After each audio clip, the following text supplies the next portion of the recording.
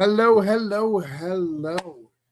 It is that time again. I have this new light. It's purple, shining. I don't know. Let's see if it's better. We'll shine different colors. It's red. It's creepy. I got all these different colors. So we're figuring out. So if I look weird, it's because of this random color thing. I'm going to go with this. We're going to figure it out. But I am back. That means that I have a Kickstarter live. That means I'm going to help other people. That means I paid your $45 fucking StreamYard, and I fucking hate you, and I think you're garbage ever since you upped your price. I paid your money, and I paid that money so I can get these people some back. So I spent money so they can be helped and get backers. That's what I did. I'm a good guy like that, but I'm here to help anyone. So if you have a Kickstarter live, I have a couple slots open tonight. So if you want to come, please message me below. We'll get you added. We'll get you part of the team. We'll get you everything you possibly need. So it's going to be exciting. Please stop messaging me when I'm live. You guys know that I'm doing this. Unless you're trying to come on the show, don't message me. But here's the rub. Here's how it works. So what we're going to do is I'm going to write things down on a piece of paper. We're going to meet some creators. We're going to talk about their stuff. We're going to see if I like them. I may like them. I may not. We'll see. We'll decide on that on the fly. We're going to get all these people here connected when we're going to talk about campaigns and talk about what you're backing and what you aren't. Now, what I need from you is I need you to leave a comment. If you're on YouTube, if you're on Facebook, please leave me a comment. I need to know that shit is working. I need to know that we're getting out into the interwebs. I know a couple of the guys also are streaming it to their platform. So welcome. I'm going to yell at your guy. It's going to happen. It'll be fine. It's fine. I'm not mad at anybody. So let's see. Can't post comments from some destinations. Well, that's frightening. But all right, let's see who everybody is. Let's get them in. We'll see who's live, what's going on. I think Frank wants a link. I'll give Frank a link, or Frank doesn't want a link. I don't know what Frank's doing. All right, first up, I will give him in orders of people I like. JD, you're close, but I like Gerald a little bit more than you. I saw Gerald. He was super. JD, he was excited. JD got cocky in the background. He was like, no, it's not you, JD. It's not you. You're second, though, bro. You're second. Hey, Gerald, how are you? I'm good, man. I'm good. Good to be here. It's been actually, I haven't been on your show. This is a year now. Okay. Your actual campaign? Yeah. Mm-hmm. Now, Frank's messaging me. He's on his way as well. Are you making him come? Yes. Yes. Okay. All right. Fair enough. So he's got the link, so he'll be coming soon. But I'm really excited that you're on your third campaign, which is crazy. We have, I actually have some Immortal Coals here that are going out very soon. I'm setting them out. This isn't a spoiler for anybody, but I'm helping because it's a shiny. Look at that. It's a metal. We'll talk a little bit more about that in a little bit. It's going to be cool. It's going to be fun. But next up, people I like. Guys, I need those comments. Leave a comment. Let me know you're watching, please. All right, next up. JD, how are you? I'm good. How you doing? I'm so sorry I broke your heart there. Are you okay? It happens all the time. It's okay. Sometimes you play that second fiddle. It's all right. Right. Do you guys know each other, Gerald and JD? Not personally, no. Yeah, so you guys need to be Facebook friends. You guys need to hang out. I mean, you guys are both in New York, so this could happen. Oh, really? Oh, that's cool. Yeah. Nice to meet you, Gerald. Nice to meet you. I do a show as well, so if you ever want to come on. So. Yeah. Let's hang. Yeah. The doors are. By the way, tonight we're drinking Stay Rooted Baby Kate's Oatmeal Stout is what we're drinking. Nice. Not everyone. The show is sponsored by. I'm not sharing. I'm not sharing. Share. Guys, I need comments. Leave me a comment. I need to know it's working. Maybe it's working. Hold on. Maybe they are leaving comments. Hold on. I just realized that they could be leaving comments. Let me check on that. Talk about yourself.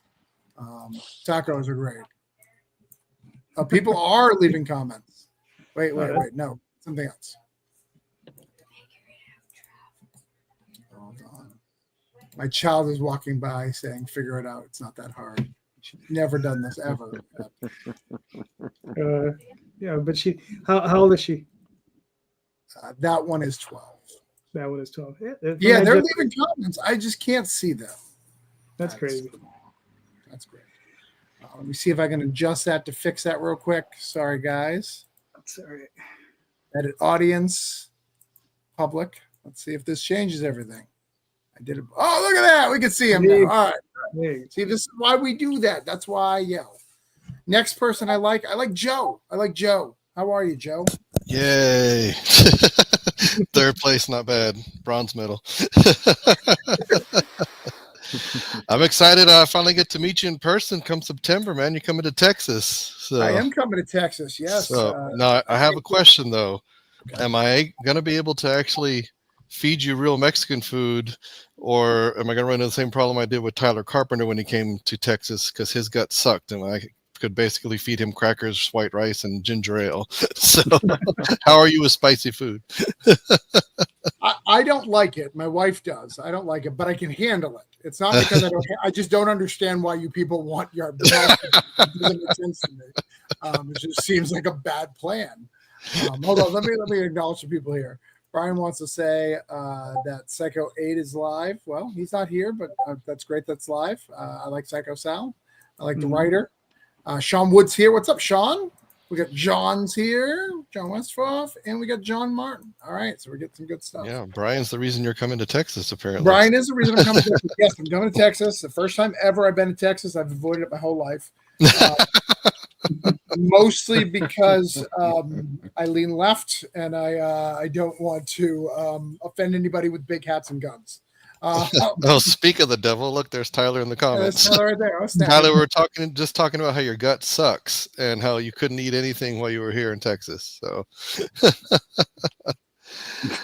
but no, I mean, hopefully it'll be a fun time. I mean, I'm kind of mid-range when it comes to that, so I'm not going to feed you like a ghost pepper or anything. But you know, I'm at least going to show you that there's a bigger world than Taco Bell. So, I heard it's all about Texas BBQ and. Like spicy is good until you can't taste your food anymore. And what's the point? Yeah, I agree with this too. No, I'm there too with you. I was on poop pills. He was. All right. I think the most Texas thing he ate was maybe a Whataburger, and that's about it. But that's not even Texas, is it? Based on what Trump is telling us of immigrations he's kicked out, like 93% or whatever the case would be, will there be any real Mexicans who feed me these Mexican food? Hey, if the town is empty, I'll do it myself. Okay, I'm a cook, so I know how to cook. I'm just saying. If everything's fine, and that's not even a political statement. It's just if it's true, like who's there to do it? All right, next up. See, now this is where it gets weird because I like both these guys pretty much equally, and I know them equally. But Ray has been around a little bit longer. He private messaged me, asked if I had a show. I then had to do the mean thing. I don't do a show, but I do a show, but I don't do a show. You know, it's when I want to have a show. It's not like a Thursday night at 2, you know, or whatever. I just don't do at 2, at 8. I just don't do that. I just do a show when I want to do a show and get people money. So Ray, DM, how are you, good sir? I made it. I'm happy to be on the non-show show. Okay. It's my first time. This is great. Travis, I think this is the second time we've been on a stream together.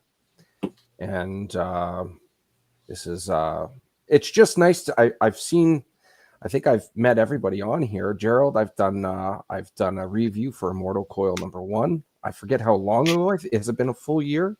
I think it was just before launch. Yeah, it's been a while. But either way, Travis, I'm happy to be on here. It's pretty awesome you do this kind of thing and facilitate for all of us lucky folk here. Nice. No problem. I seem to remember you being on a show and me promoting Madcap on one of them. So I awesome. think you've been on the show. I think you have. I think our good friend Miss Worthy Chaos Marissa invited you over. She gets a pass. I like to see her succeed. So yeah, she's the queen of merch. Yeah, she's got those stupid plushies though. Don't do plushies. Won't promote them. Yes. And then so next up is Nick. Nick is on his own now. I hear. That's you pretty Purity switched publishers, right? You're on your own now. You're doing it. Yeah, it's fully mine. I found a home for her, and it's the home in Jersey that Sky Maiden Studios. It's my first ever publishing company that I made. But yeah, we kicked Sky Maiden off with issue 3, which is currently live. Nice. Also, hi everyone.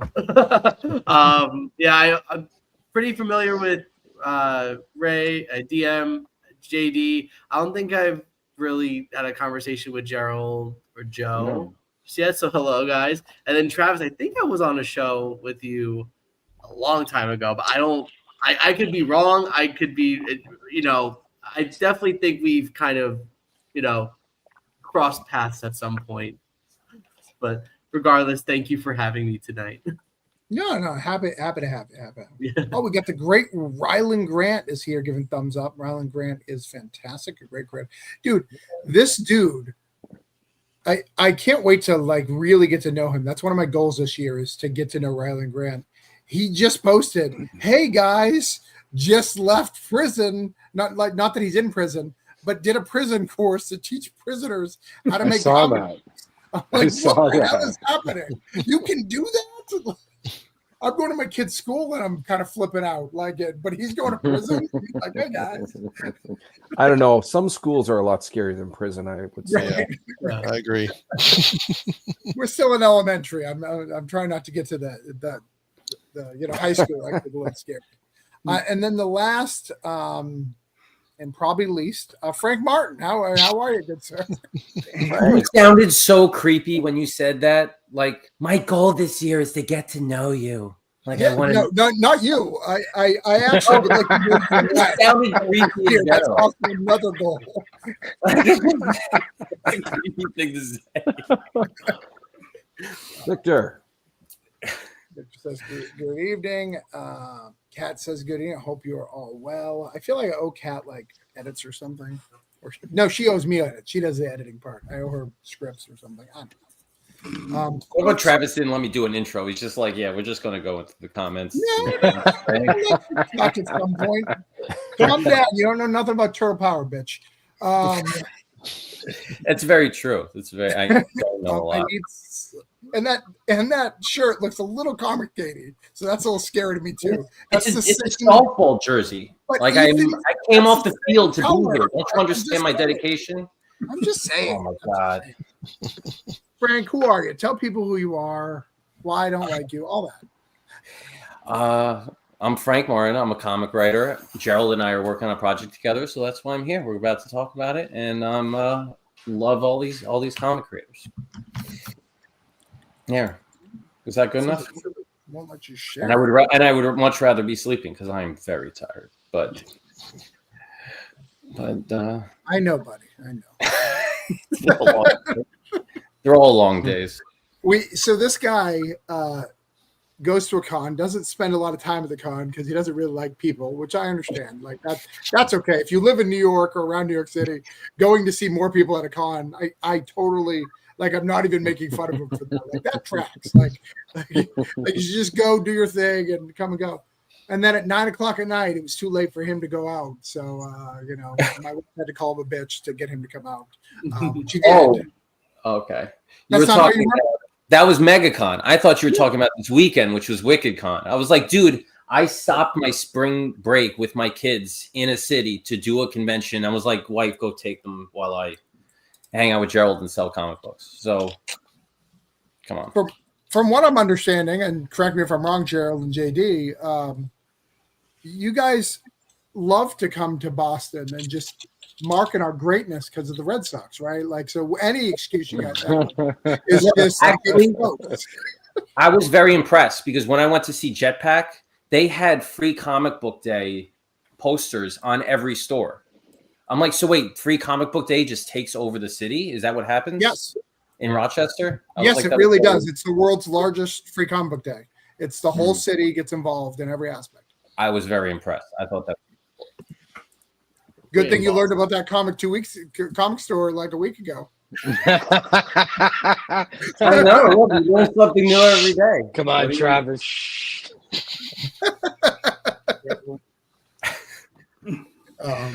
But we're gonna have a good time tonight. It's gonna be great. Gerald or Frank, can you guys send me you guys' link just so I have it? Gerald will do it because And Frank, you don't have late pledges up for anything, do you? no, I got rid of that. I don't. Yeah, because he can't send. I don't think he can send out surveys with late pledges active. Right. You can send them out. It's until you get 2 weeks after you send it out. So if you just activate late pledges, you send out surveys, you get 2 weeks.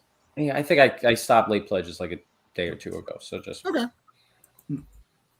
I think everybody should have late pledges for at least like a digital 3 days, because your social media, like people don't even get to see your stuff. Like I'm seeing things that happen on, like people are telling me Happy Easter, like that was Sunday. So, and digital is easy. Like you should at least have late pledges for digital because it's so super easy to send out. Yeah. All right, so let's get this going. All right, we are going to start with Ray because he sent the link first to go over his stuff. Is that two different links, Gerald, or just the same link? I sometimes the short code doesn't work very well, so I just sent the wrong one over. All right, I gotcha. So first up, we are back with Mad Camps. DM, you're going to tell me all about this? Sure. So I have this little 3-issue mini-series. It's medieval fantasy themed. It is all about the reunion of 4 friends in their hometown being interrupted by an undead outbreak. The 4 friends are able to aid in staving off, with the guards staving off this outbreak, and it's led to believe, through a couple of various things, that it has something to do with a local drug addiction, this fictional drug called weave. By the end of issue number 1, there's a curveball, and they're not exactly sure if these are mutually exclusive things or if there is some type of connection. Issue 2 revolves around these guys finding a lead and going into the territory of a distributor. So everything takes place over one night, and I've said this on other streams. If you've got like one or more than one friend that you don't get to see as often as you can, the older you get, the more people tend to relate to this. And when you do get to finally see them, your very, very inner child is recharged. This 3-issue mini-series, it's an homage to that level of camaraderie. So these characters, they're not the mightiest in the realm. I would call them maybe street level heroes at the best. In the first issue, 3 of them almost get killed during the outbreak, and they're actually saved by the guards, which is almost, it's like getting saved by red shirts, right? So it's kind of, there's gravity, and you don't know if they're going to survive by the end of these 3 issues. And I'm sure you and your friends can reminisce and say, do you remember that time when we made it through this? This mini-series would be the foundations of such a memory. All right.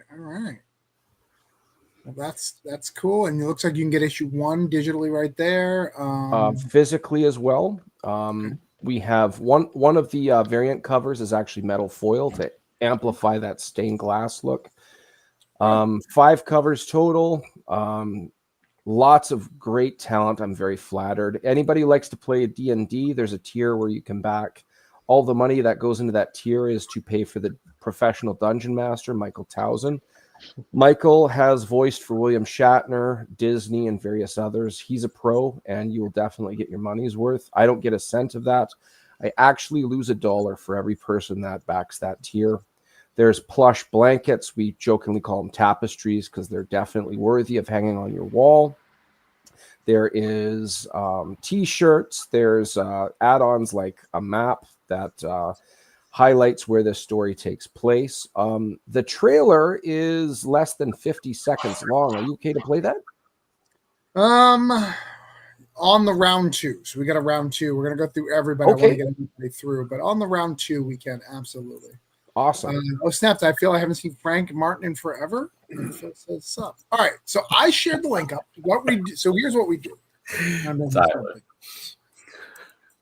All right, guys. some of these people don't even know me really that well. Nick and DM, like, if they don't get backers, it's gonna make me look bad. And like, really, that's what I care about is me looking bad. So you need to back it so I don't look bad, because that's what's important. And Frank, he makes fun of me on the regular.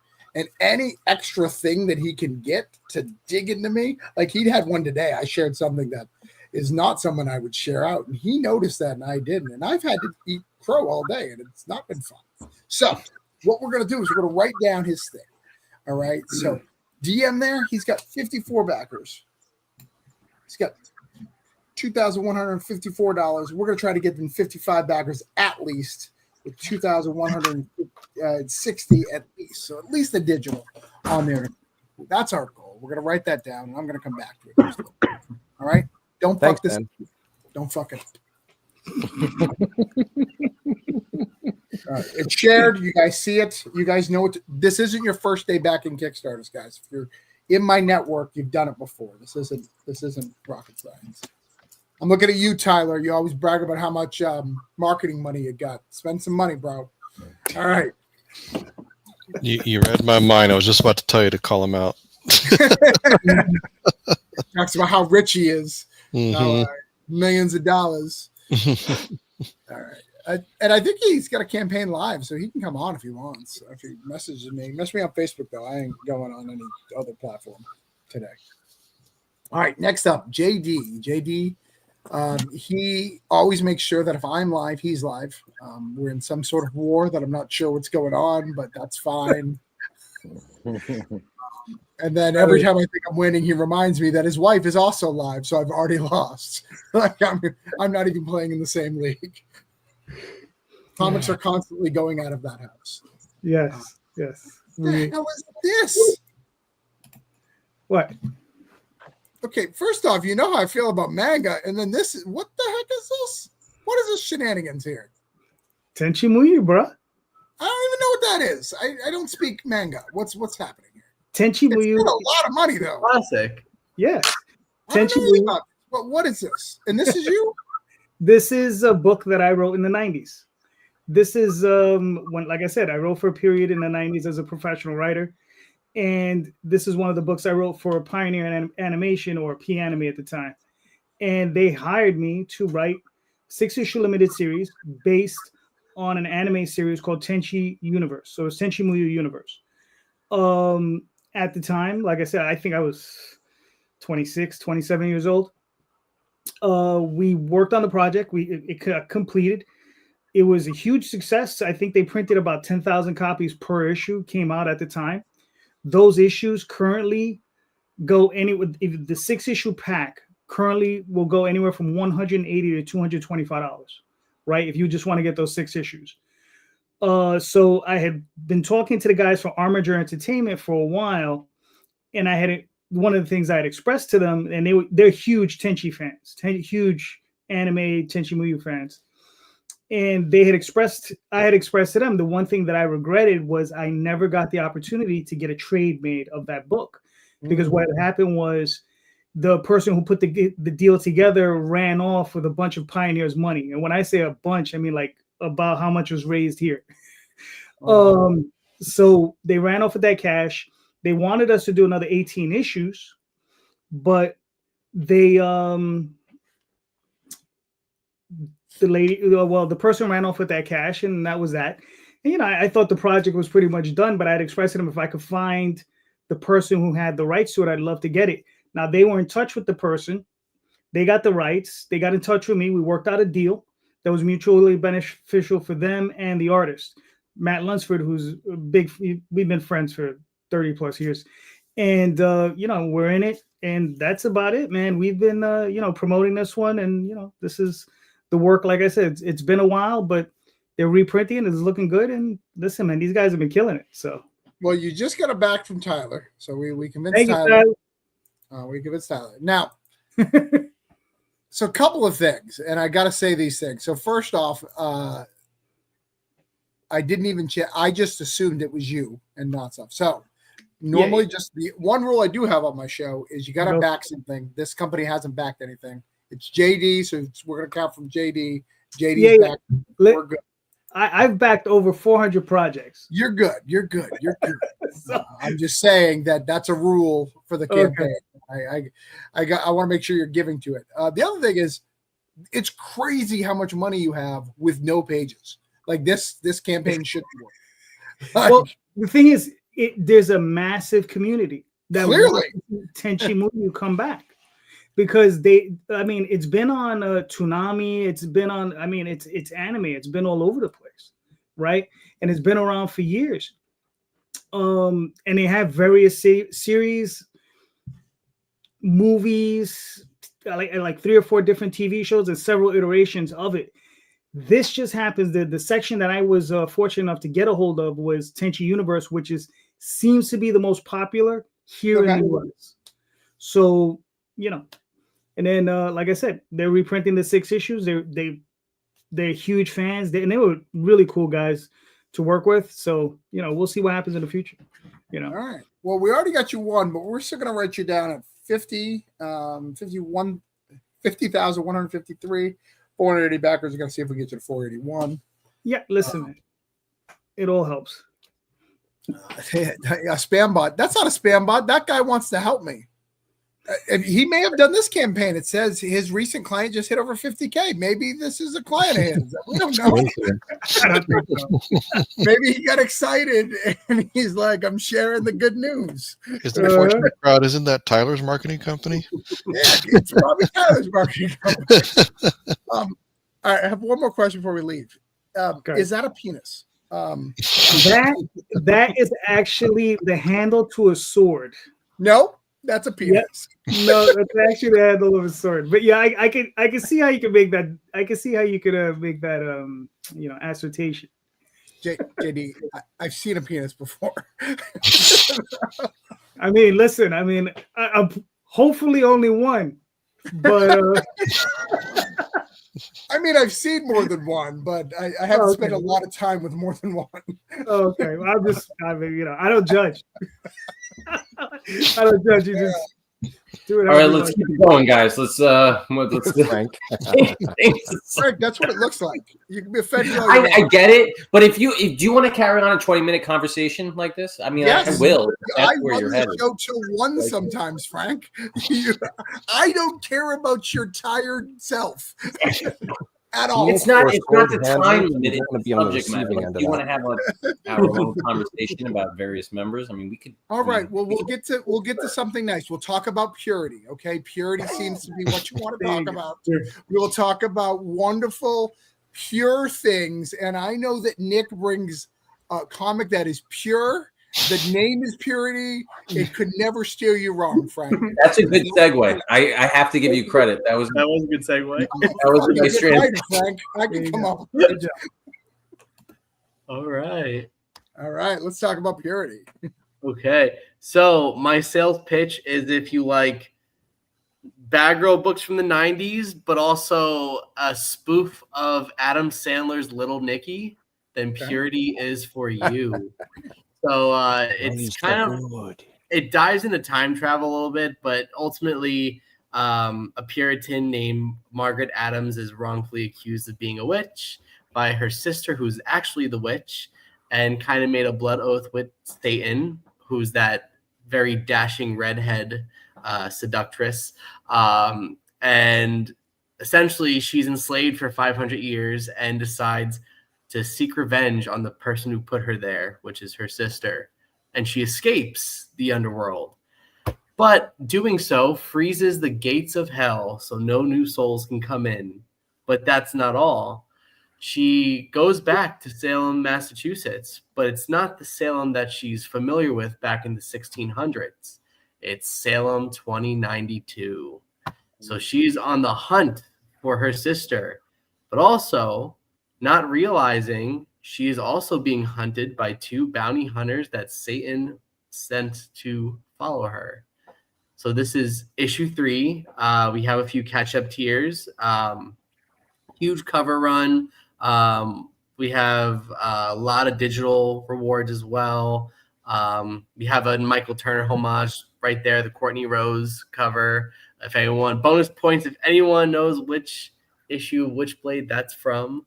But yeah, there's a Courtney cover. There's Art Voyager cover. We have Josh Howard, who was first time working with him, was really awesome. He's And- he's awesome.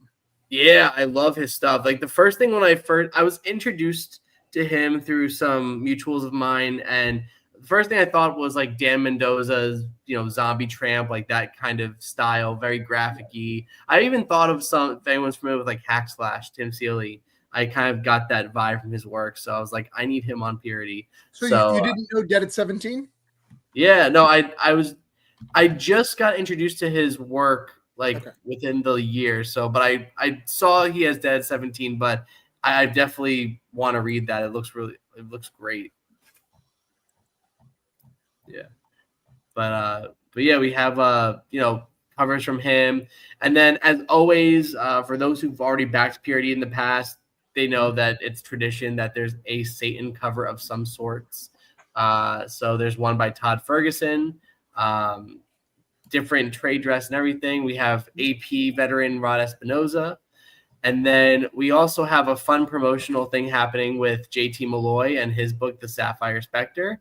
So anyone who backs that cover will get a digital PDF of Sapphire Spectre #1. And JT's also launching a crossover cover that I did for his book. And anyone who backs that will get a digital PDF of Purity #1. So it's great for new readers of both titles. It kind of gets to introduce one with the other. So yeah, That's great. and That's great. yeah, thank you. So random question just for a collector person. Yeah. If we did a catch-up tier, would we get the original trade dress, or this would be the new trade dress? So this would be the catch-up tier will be the regular trade dress, the brand new one with the Sky Maiden Studios. Yeah. Nice. So even if you have this, Yeah. if you're like me, you need all the same trade dress. So you may want to back it again at a full tier. Yeah, absolutely. And not only that too, but there's we definitely push the digital rewards for this tier because in the late summer we are relaunching for a second printing of issue 1 with a brand new cover. So it's kind of like a big celebration. So we're going to be offering like physical tiers for 1, 2, and 3 for that. But this is just kind of like the appetizer where, you could have your digital catch-ups, and those are also offered in the add-on as well. Okay. So, it's not So there's just no physical catch-up, just digital. Yeah, just digital. All right. And then a new tier that was originally an add-on in issue 2, but this is the first campaign I did where I offered a sketch cover tier as well. So you can get a physical sketch cover with with an issue, like with a cover of your choice. Nice. That's nice. Yeah, everything looks good here. I mean, you got Art Voyager here. You've got Josh Howard, which not enough people know about Josh Howard. You got, you get JT. You got Robert. I mean, these are great artists. So these should be flying off. You should have way more money than you have right now. So Thank you. All right. Do you feel pure, Frank? Do you feel a little less now that you don't have that dirty penis to talk about? This only influenced that. I'm just kidding. Absolutely. Absolutely. Thank you, Travis, for cleansing my dirty mind. I appreciate You're it. welcome. You're welcome. Yeah, that's what Nick's known for. If you don't know, his book Purity is to save Kickstarter from all the smut. You got Purity here, which is pure and beautiful. Yep, very pure story. We got 1503 with 73 backers. We're going to try to get 74. Actually, I think I've got to back up for a minute. I think I got to send out the links to a couple of these. Fred, how are you? The lack of penny makes me not want to back this. I understand. All right. So first we'll put the penny up. Obvious. How many pages is that book? Going back to you for a second, JD. About 186, I believe. Okay. Yeah. And it's just your stuff? It's written by me, is illustrated by Matt Lunsford. Nice. That's crazy. So it's just, but they have other comics, right? But this is just your. No, this is the first thing they've ever produced. Oh, okay. Yeah. So, like I said, they're huge Tenchi Muyo fans. That's what they are. Katrina and Fred, you can talk amongst yourself. I don't need to be involved with that, so I'm not going to share that off. All right. One of them's flirting with the other. I don't know who. That's fine. You guys do your thing. All right. These are some great books. Purity, I've watched it for a long time. Bad Girl Books. It's one of the big ones. So make sure you get back that. If you like them Bad Girl books. Mm-hmm. I mean, like it's funny whenever I like when people ask me like, well, obviously the influence, and I always say like the more familiar ones, which was like Lady Death and She. But growing up, one of my all-time favorite Bad Girl books that was an inspiration for this was Jim Balent's Tarot Witch of the Black Rose, and that was a fan favorite of mine growing up. So witches and heaven and hell, like that was just the start of that. So. The only one that I loved for Bad Girl books, I could never get into any of them really, except for Evangeline. I don't know why. Yeah. Really love me some Evangeline. Yeah. No, Evangeline was good. And I think, if I'm not mistaken, aren't they making a movie? Like, yes, they are. Or Skin Talks, yeah. I forget what stream I was on, but I think it was one of the original artists that had some connections to those plans going forward. Mm-hmm. And yeah, that's really cool. It's always cool to hear stories like that. Like the story was so great, other people wanted to buy in and do other cool stuff with it. Mm-hmm. Yeah. Especially too, it's like not even like it wasn't. I classify, even though it's like Rob Liefeld, I still classify like Evangeline as like indie character. It's not like of the main. So it's like really cool to see like indie characters get like a big spotlight in film. Yeah, it's a statement. Yeah, and I know there's a comic omnibus too that came out recently that Rob did for Evangeline or something with like all sorts of really cool stuff. Cool. All right, Joe. I'm here. How do you bring me all these kids' books? They're so hard to sell, bro. All right. Why do you do this to me, Joe? It's what we do, man. I'm actually here on behalf of a friend tonight because I was trying to get him to come on your show, but he's actually on the way to a Comic-Con this weekend to sell said books. So I read it. He said he's too good for me. I remember specifically Travis Gibb is a joke, and I'm not going on the show, and that's fine. I saw what he said, so that's fine. No, that was Tyler. That's what he says about Oh, you. that was Tyler. Yeah. Good have been. So anyway, so I actually helped him kickstart this book last summer. Here's the original books that came out last year. Teen Strike is a book that I met my friend Jesse Sosa is the one that's listed there. I met Jesse in college. Him and my friend Roy, they had been working on this. It's one of those that grew up together in high school, and like let's put all our friends in a superhero book, and it was just kind of like an idea in the back of their minds forever. Well, Jesse actually worked as one of the senior art directors at Gearbox, and so his life is making video games, and so when we made our first few comics a couple of years ago, he kind of saw how we did it, and I guess you could say he caught the bug and went back to this idea that they'd had since high school and refined it, and used all his knowledge as an art director to put it all together. And here we are, a year later on the second campaign. Basically, Teen Strike, like I mentioned earlier, we're all here from Texas, specifically South Texas, which is, basically Little Mexico. So that's why, Travis, you're going to get some good food when you come down here in September. But it's based on that idea of, what if you and your friends became superheroes? But for us, the little spin we wanted to put on it was, well, we're all from a small town. We're not Spider-Man swinging through New York City. Like, what does that look like for us? And, a lot of the media we've consumed over the years, whether it be comics or like anime or whatever, we've always geared towards like stuff that's very character driven. And so Teen Strike is that. It's like, it's a teen book, but wrapped up kind of in the you know, in the bow of a superhero story.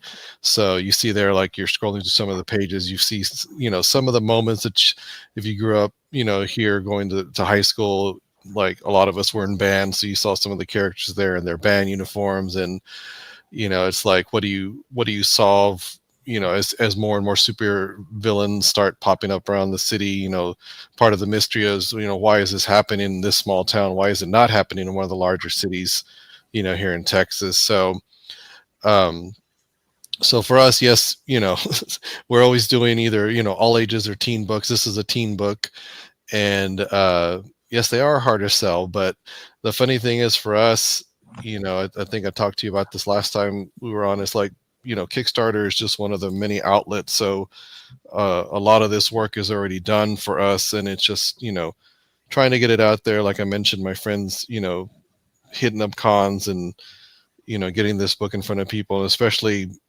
you know, the setting of it is where he's actually attending a con this weekend. So a lot of people down there really appreciate, you know, the setting, and you know, it's a mainly Hispanic cast because that's what we all are. So and it's I don't know if you probably passed it already, but it's a pretty personal book for us too, because unfortunately one of our friends who grew up helping us write this did pass away back in 2018, and so he's right there, Jerry. And so you know, that was another impetus to like get this going and be like, hey, you know, none of us are getting any younger. You never know. I mean, you know, he was in his late 30s when it happened, and it's like, you never know.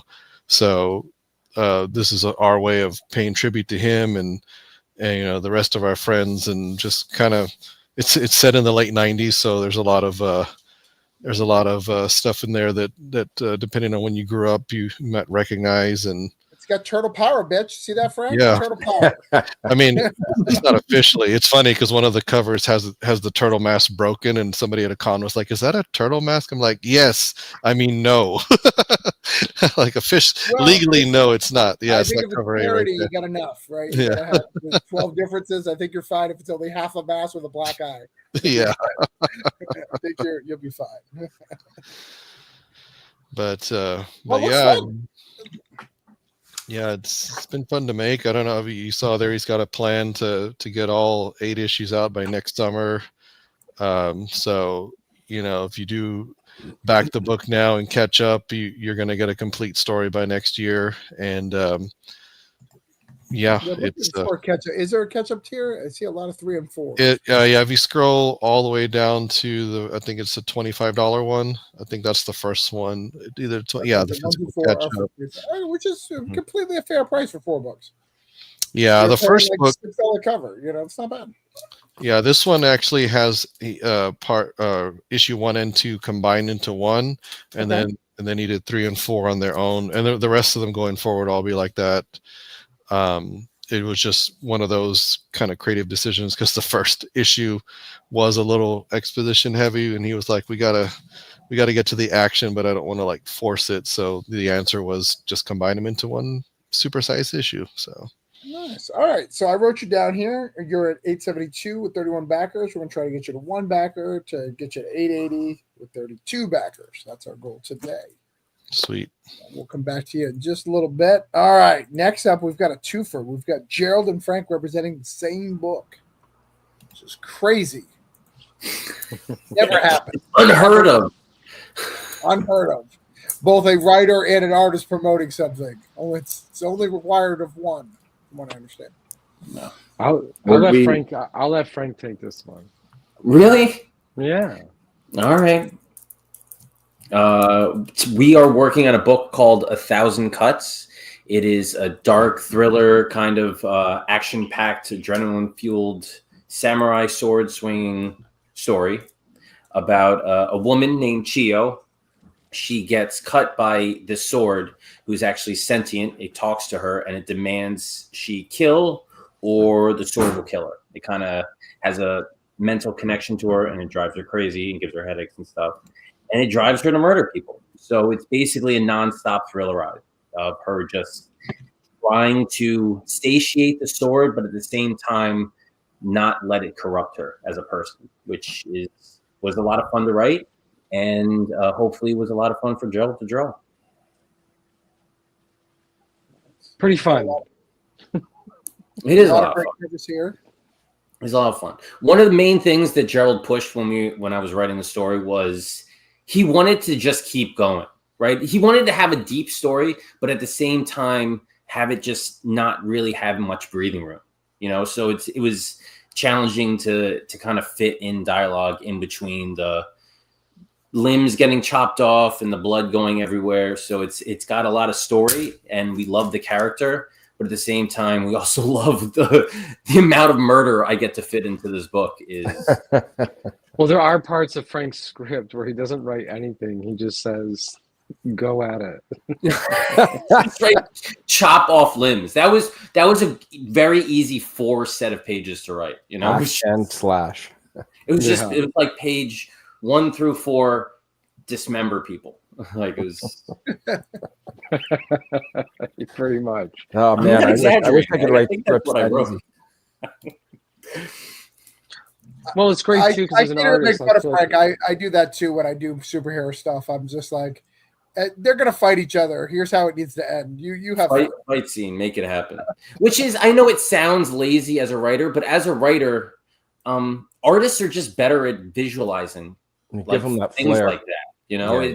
It looks. I mean, I could visualize an awesome fight, but then to flatten it onto a single page and make it look cool, that's an artist thing. I don't want to step on their toes doing that. I mean, I do write some action, and I'm sure you do too, depending on what it is. But it depends on what it is, of course. I'm also allowed Let's Play. So, what would you say, Frank, with your other work as a lot of it? Because you are a prolific writer, you write tons of books. I think you're at 412. I don't know what the title is. They're all one shots. Which does it connect to anything? Does it? The writing style, is this a new writing style for you, or would it connect to a little bit? It is a little bit, because when I write, I'm the originator of the vision. So then I get an artist and I'm like, this is what I want to do. With Gerald, it's a little bit of the other way around. He was like, I want to write a sword about a sword that makes you kill people. And I was like, okay, let's do that. So he has a lot in his head of what he wants to draw. And I'm just finding ways to connect those various sequences together and to make it mean something to the character and to drive the story forward, to keep people engaged. And at the same time, it just kind of goes nuts, and he knows what he wants to see. So it works very well. It feels really collaborative, more so than any other project I've worked on. Nice. That's nice. That's great. All right. We're going to put that 6,670, 227. We're going to do 228, and we're going to try to get you to 6,679. Oh, no, 679. I don't know why 79. I just wrote a number down. I think that's good. All right, last one.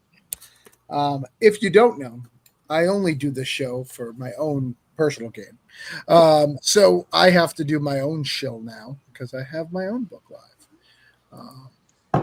Show you what I have. I have where is it here? The 4th volume of our anthology series, Holiday Spirits. Holiday Spirits is live. This is Christmas in July. Look, I even gave a Mortal Call out right here. Look at that. For 100 backers, you get the digital of that. But we took these 3 issues. See, there's 1, 2, 3. So we do trades. So we have 3 volumes that we've done of trades. Then we do single issues, and then we've combined all those into this trade, which is really cool.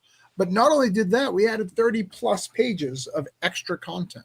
So as you see, we've had 3 volumes before. This is the 4th. It's very cool stuff. Some of the stories are really connected to Christmas in July, which is a fun little theme. We've got some great covers. Irwin is great. We've got Ignacio right there. As you see, we've worked for a lot of companies because we do cool things. We've got some great people. Jonathan Hedrick's here. We've got Philip Bruthorn. We've got Jimmy Gasso and Fish Lee. We've got Matt Wilding, Kurt Belcher.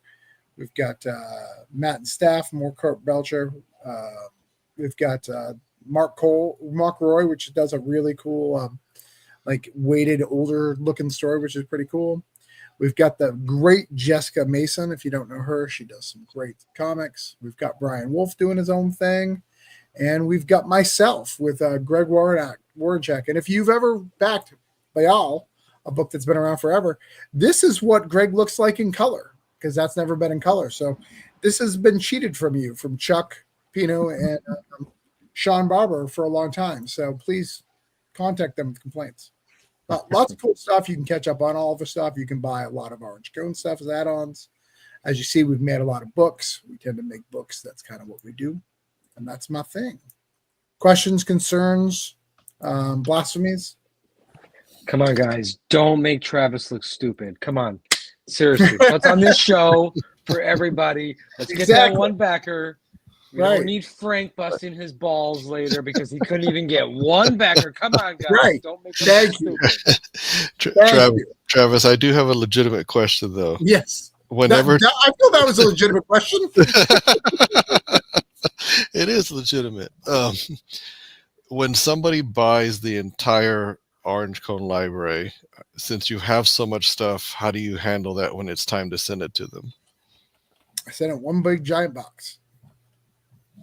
No. Like I'm sorry, I meant the digital side, not the. I have a sure. Well, I can answer that question. In fact, I can show you the answer to that question. Give me 2 seconds.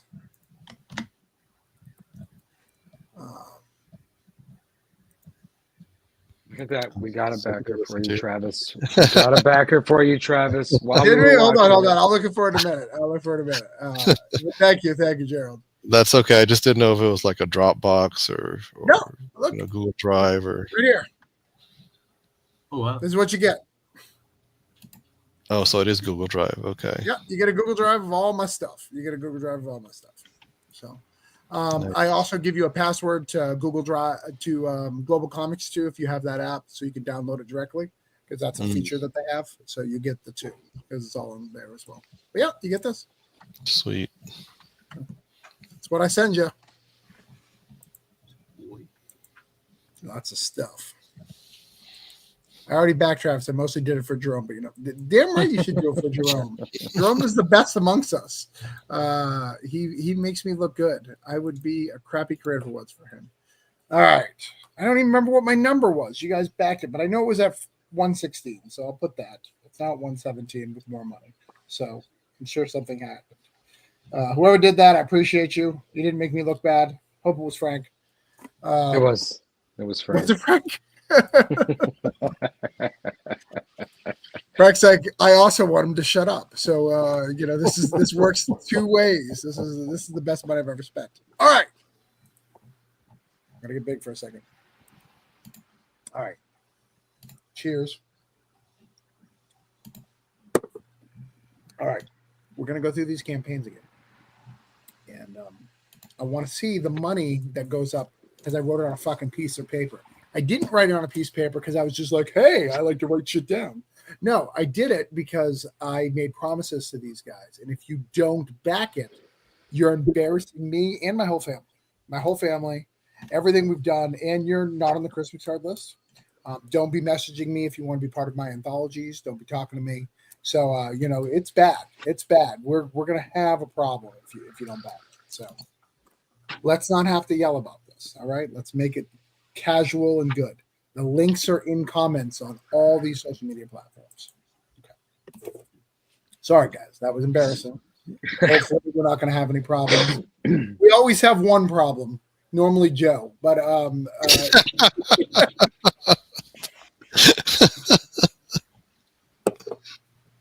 say Cat the whole family, but I love my Christmas cards. I know, Cat. All right. So first up, we started with JD, and JD had the beautiful Madcap. I don't remember. It's the double letters that are mixing you up. JD versus DM. DM, JD. Which one should I do? DM. It's the RJ and the D. I don't know. I'm just gonna go with Ray. You know what? Good? Fun fact: DM is actually just short for Dungeon Master. I play a lot of D&D. Here it is. pointless information. It's nice for like no real reason. No, I'd legit been curious. I also play a lot of D&D, so I'm with Right you. on. I'm with you, fam. I'm with you. All right. So that's why, if you remember, when we talked last time, I was very upset that I told you about madcaps and you weren't aware that they were connected to fairies, and the whole lore behind that. I was very offended. I've gotten over it since then, but you need to study your fairy lore. Well, one of the main characters, although not gnomies or not fairies, half gnome. Does that count for anything? No, madcap specifically is a type of fairies. It's more in the White Wolf genre. Oh, I misunderstood what you said. I get you now. Right. It's a type of fairies. They're called knockers as well, and they like to hit things. They're more violent. Let's not start that conversation. Hitting knockers. All right, so let's see where you're at. Let's see where madcap is.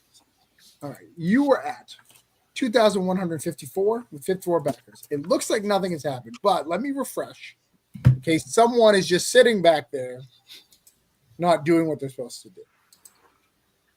Okay. All right. I'm already yelling at the first fucking one. All right. Hold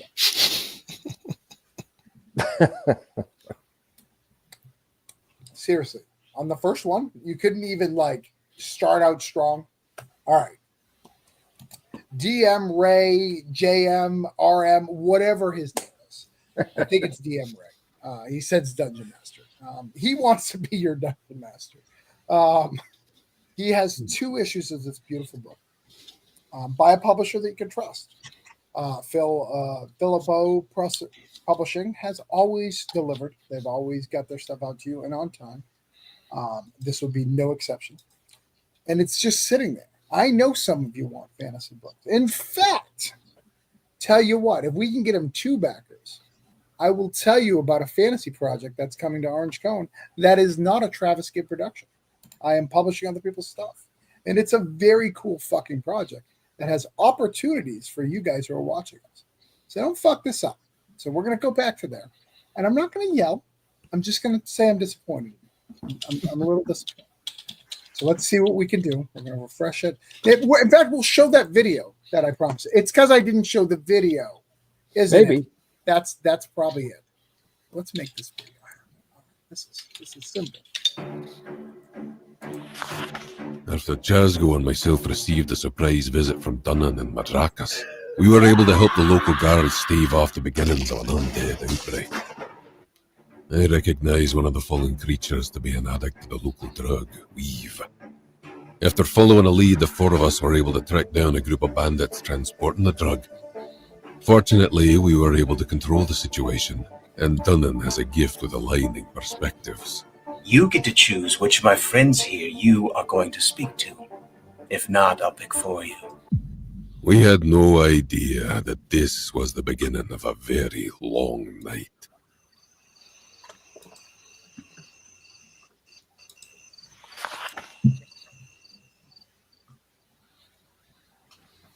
All right, Shout so out to Cable Foster for voicing Sarlacc there, and Michael Towson, who voiced a couple of lines there from Little Dun and Eni, who is also the potential dungeon master in the tier. If you back, he will guide you through a one-shot. It'd be a really good time. okay. So that's cool. So do you have I've never paid for a professional dungeon master. Is that something you do often? Is that something that you a hobby of yours? I like to facilitate people that I've worked with in the past. So I've worked with some voice actors out west, and I think I was saying earlier, the funds for this tier, it goes all to that person once I get the funds, of course, but I actually lose $1 per person.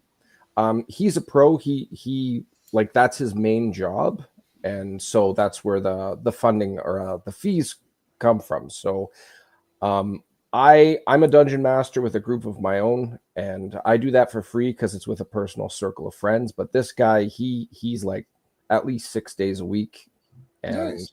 You get your money's worth. I've no pun intended, I've rolled with this guy about 3 times now, and every time if he charged me more, I'd pay it. He's definitely worth it. Nice. All right. So we're going to bring it up back up on the screen. And hold on. Don't. We're going to bring it back on the screen, and we're going to see if everything has worked itself out since we've yelled. Oh boy, it appears it has. It we appears that jumped 3. My goodness. Well, that's 3 pretty backers. cool. So, Travis is scary. so what we mean there is that means we get to mark you off the list, my friend. You're dead to me. But I did make a promise. I did make a promise on that one. I really appreciate that, Travis. Thank you. Yeah, and thank you to the people that backed it. That's really awesome. I guarantee you're going to enjoy this by the time you see all of them, all 3 issues, you'll be very content and happy with the end result. It's going to be great.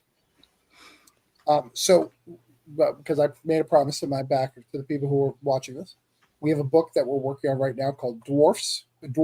And what it is, it's a book. It's a Dungeons & Dragons book. It's an anthology. It's about a dwarf who is a rogue and who does dastardly things and cons and sets people up and steals from them. But what makes it interesting is it's connected to a card game. So there's a card game. We're going to have a card game that connects with it. It's a very cool thing. Cool. So our first Dungeons & Dragons type. It's created by Brian Wolf. I am facilitating it. It's going to have all the orange cone glow that you could expect from Cthulhu Invades Wonderland and Oz, and from Holiday Spirits. We've asked a select crew right now to start on our floppy, and then we're going to open it up to the general club of people who love the fantasy genre. But it's going to be really cool. We're building a card game around it. It's going to be a very, very cool project. So you heard it here first. So, all right, next one was I Don't Know How to Say Manga Words by JD. Manga words, the mangas, the animes, the Pokemons. How do you say them? Yeah. Tenchi Muyu. Muyu. What does that mean? I don't know. That's his name, bro. Oh, that's his name. All right. Yeah. Fred's in. Sounds killer. All right. So we started out with we really started at 479, but our good friend Tyler backed it. We're at 50,153. JD desperately came here saying this campaign needs money. Yep. It's not going to make it if we don't help it out. So hopefully we got it one backer. I promised to get it to 481. And I don't have a manga on it. And look at it. It's just scrolling up right now. We've got you 2 backers, 3 if you count Tyler. Yeah, it's killing it. It's killing it. Yeah. Like I said, it's a fun project. Before we continue, I do have to share out Madcap one more time. We watched the video so we know a little bit about what it is. But let me share it out, because if you guys saw that video or you heard DM Ray talk about it, you may want to back it again. You may want to give him more money. I'm not against Ray getting more money. I'm not against that. Yes. Ray's a good guy. I know, man. Appreciate it. You want to talk about this book that you did when you were 12, right? You said you wrote this when you were 12? Pretty much. I mean, well, a little bit older than that. But yeah, this is a 6-issue limited series. What's funny is I have the book sitting right here. Let me see. Hold on. Well, hold on. We'll make it big. Hold on. All right. There you go. These are the 6 issues that it's based on. Well, that's the compilation of. So these are the 6 issues that came out in the 90s. And like I said, they go for a pretty penny. I think a full set of these goes for about $200 or something. So believe it or not, the compilation is a bargain. For a hardcover at $100. No, it's actually a hardcover at $60. So if you just get the hardcover, you get a signature in that section. But yeah, I wrote it when I was 27. I remember when I got the VHS tapes and they were like, watch these, young man. And I watched all 24 episodes in 2 days. And I wrote 2 proposals. They picked one, which is Rio Oki's Day, which is the story that's being offered now. And there it is. That's awesome. Yeah. All right. Let's mark you off our list. Thank you, sir. Appreciate it. Guys, I'm really proud of you on that, because you guys know how much I make fun of the manga. So This is good. My audience is. I've trained them to not back these things, JD. Like I said, it has a big audience. Like, yeah, I'm really happy for you. Like, is this a thing? I didn't realize this was a midlife crisis for you, because your last campaign was also something from the wee day. Like, oh yeah, are you going through some stuff, JD? Are you okay? Well, you know, it's funny. The other one was stuff. This one is just a coincidence. Okay, all right. You know, this one's like found cash. I was just like, hey, they're offering me money. I'm gonna take it. Thanks, guys. So, you know, almost as much as you make fun of my not picture books. I also hate those too. Frank writes those books without words. We were actually, I told him that I was going to talk to somebody about getting him a job, and he's like, why don't you get yourself that job? And I said, I don't write books without words. And it's Star Trek. I'm not going to write Star Trek. I'm classier than that. I'm a Star Wars guy. I'm not going to betray everything I stand for. You have a comeback. Come on, bro. I was trying to figure it out in my head, but it wasn't working. I was gonna. It's not even worth mentioning. Well, get rid of those bad thoughts and go back to pure thoughts, my friend. Purity was at 1503. I'm excited. I'm not even scared anymore, because I know you guys did the right thing. 73 backers. I am sure you saw all those covers. I'm sure none of you know what Dead, besides JD, maybe Gerald. He has a good comics knowledge. Who here knows what Dead at 17 is? Yes. Okay. All right. Dead at 17, like, you had to be indie in 2005 is basically what 2005 to 2007. Yeah, like, you had to be in the indie scene. Frank's ranting about it on mute. Or he's talking to me. All right. Anyways, 15. Sorry, I have a whole bunch of Josh Howard knowledge that I'm trying not to share. 1503 with 73 backers. Let's see where Purity is today.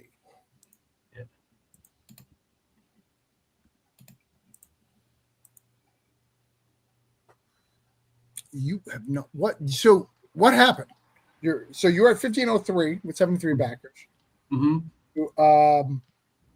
made more money, but no backers. So someone dropped and you got one.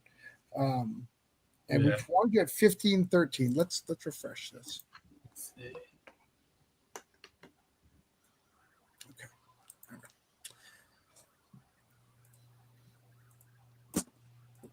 Okay. Guys, we were doing so well. You backed the manga shenanigans.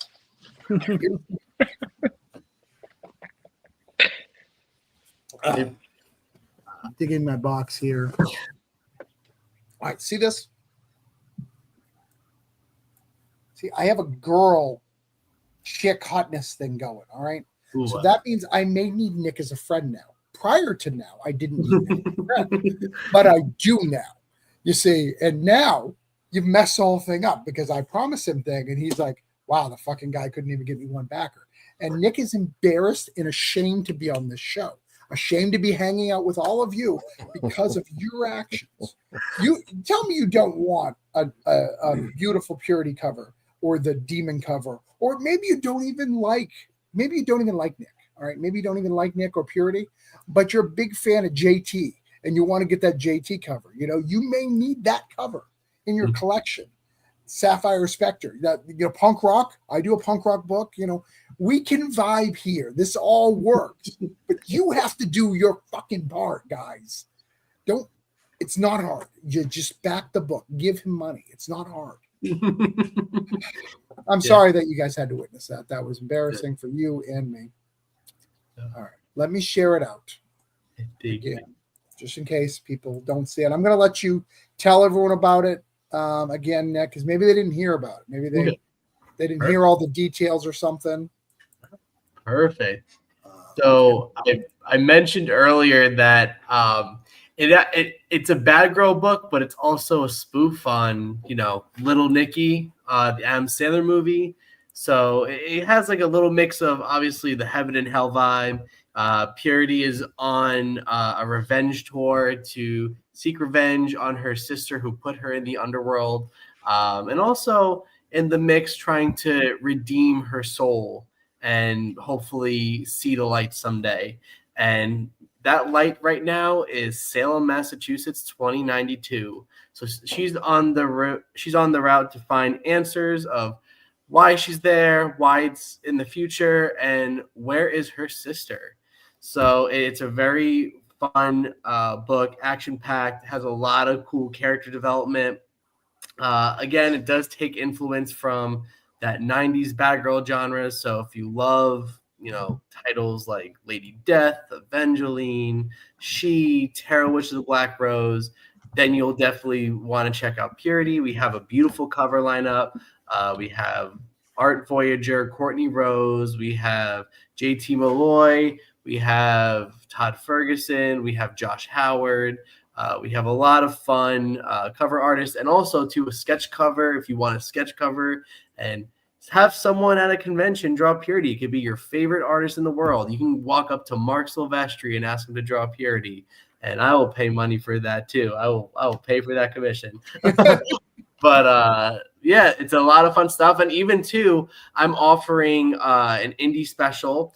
So I also not only color comics, but I draw comics. So I'm offering a cover commission tier. So if you are an indie creator looking for a brand new cover for your book, I am offering my services as its own tier. So you could get your copy of Purity and all that comes with it, plus penciled, inked, and colored cover by yours truly. Is that physical? Yeah, so that's a physical tier. You get a physical copy. You get all the digital rewards, and then I mean the cover commission. Do you actually do pen and paper, or do you do it digitally? Yeah, I'll leave that as an option for in the backer survey. I can do traditional pen and ink, or whichever works for whoever backs. If they want it all just digital and they're just like, just get me the cover, fine, cool. But if you want it, that will also, be a separate shipment from all the other rewards. Sure, of course. Mm-hmm. And then also, like, I do traditional commissions, digital commissions, both 9x12. A lot of fun stuff in here. And then even for add-ons, we have catch-up tiers. I'm even offering. I partnered with the writer for. I'm the co-creator of Reign of Ages for Sonoma Publishing. So that's an add-on tier. So you could also get a look at another book that I worked on as the interior artist, a black and white high fantasy book. You get a 90s, speaking of, what JD was going over, the 90s anime print I have down there by Dan Donnelly. I am a sucker for 90s anime. That was my era. So, I just love that art so much. So there's a Dan Donnelly digital print reward. And it's a really fun book, fun team right there. So we have Vaughn Coleman as the editor. Oh, yeah. Actually, we got to talk about that. Hold on. Pause there. Yeah. How do you have time to be on the show? Because I have met with Vaughn many a times and he doesn't shut up. So, like, how do you have time to be here and he's not talking? No, well, it's I don't know how I do it. I just, I just like, I'm just like, all right, Vaughn, goodbye. But no, so Vaughn's he was a new add-on to our team at issue 2. And then we have a brand new inker this time around, Pedro Morasco. What's really cool about Pedro, he works all traditional. My previous inker worked digital. Both have two different vibes to give two different vibes to Purity, but I really like all the textures I have through the traditional inks that he does. And then we have Tori Wilkinson on letters. I am a Kubert School grad. Tori's a Kubert School grad. It was, two peas in a pod. We, I always support, Kubert School alumni. So it's always a cool, way to get more QBs into my books. Those are some of the pages. We get a little view of Mary Adams, the witchy sister in the beginning. You see where she's at. And then, at the very end, you get to see a brand new character. He's a homeless emo kid. He's dressed. His name is Arav Takur. He is going to be an ongoing character in the Purity family. And he's a little bit of a trip. He's a local emo kid. Even though it's 2092, he's dressing like he's a scene kid from 2006. So it's a lot of fun. A lot of fun's happening in this book. A lot of plot, a lot of stories, a lot thickened with even the bounty hunters. You get to see the bounty hunters again, Vex and Amadeus. But ultimately, it is a great book if you love that 90s bad girl genre. It's just kind of like the new wave. I was like telling this to Vaughn earlier that I'm just so happy to see this genre still going, but I want to introduce it to a new audience, the next wave of bad girl fans. So it's period number 3. All right. So you did get a backer while we were talking, which is great. Thank you. Whoever backed. Cat back. She said, you know why she backed? Because you included your editor, and editors are awesome. So thank you. Vaughn got you 1. So you can let him know that he got you 1. He will never let you forget that, just for the record. But I will. Thank you so much. Thank you guys for not embarrassing me. All right. Mark off purity on the list. All right. Next up, we've got Joe. Man, Joe. Yes, it's a good story. You have family members. You have 4 issues. You have Ninja Turtles. Like, what is not to love about this book? And we got a backer, so. let's see. I'm not so sure. You were at Teen Strike 3 and 4 was at 872 with 31 backers. Let's see where we land.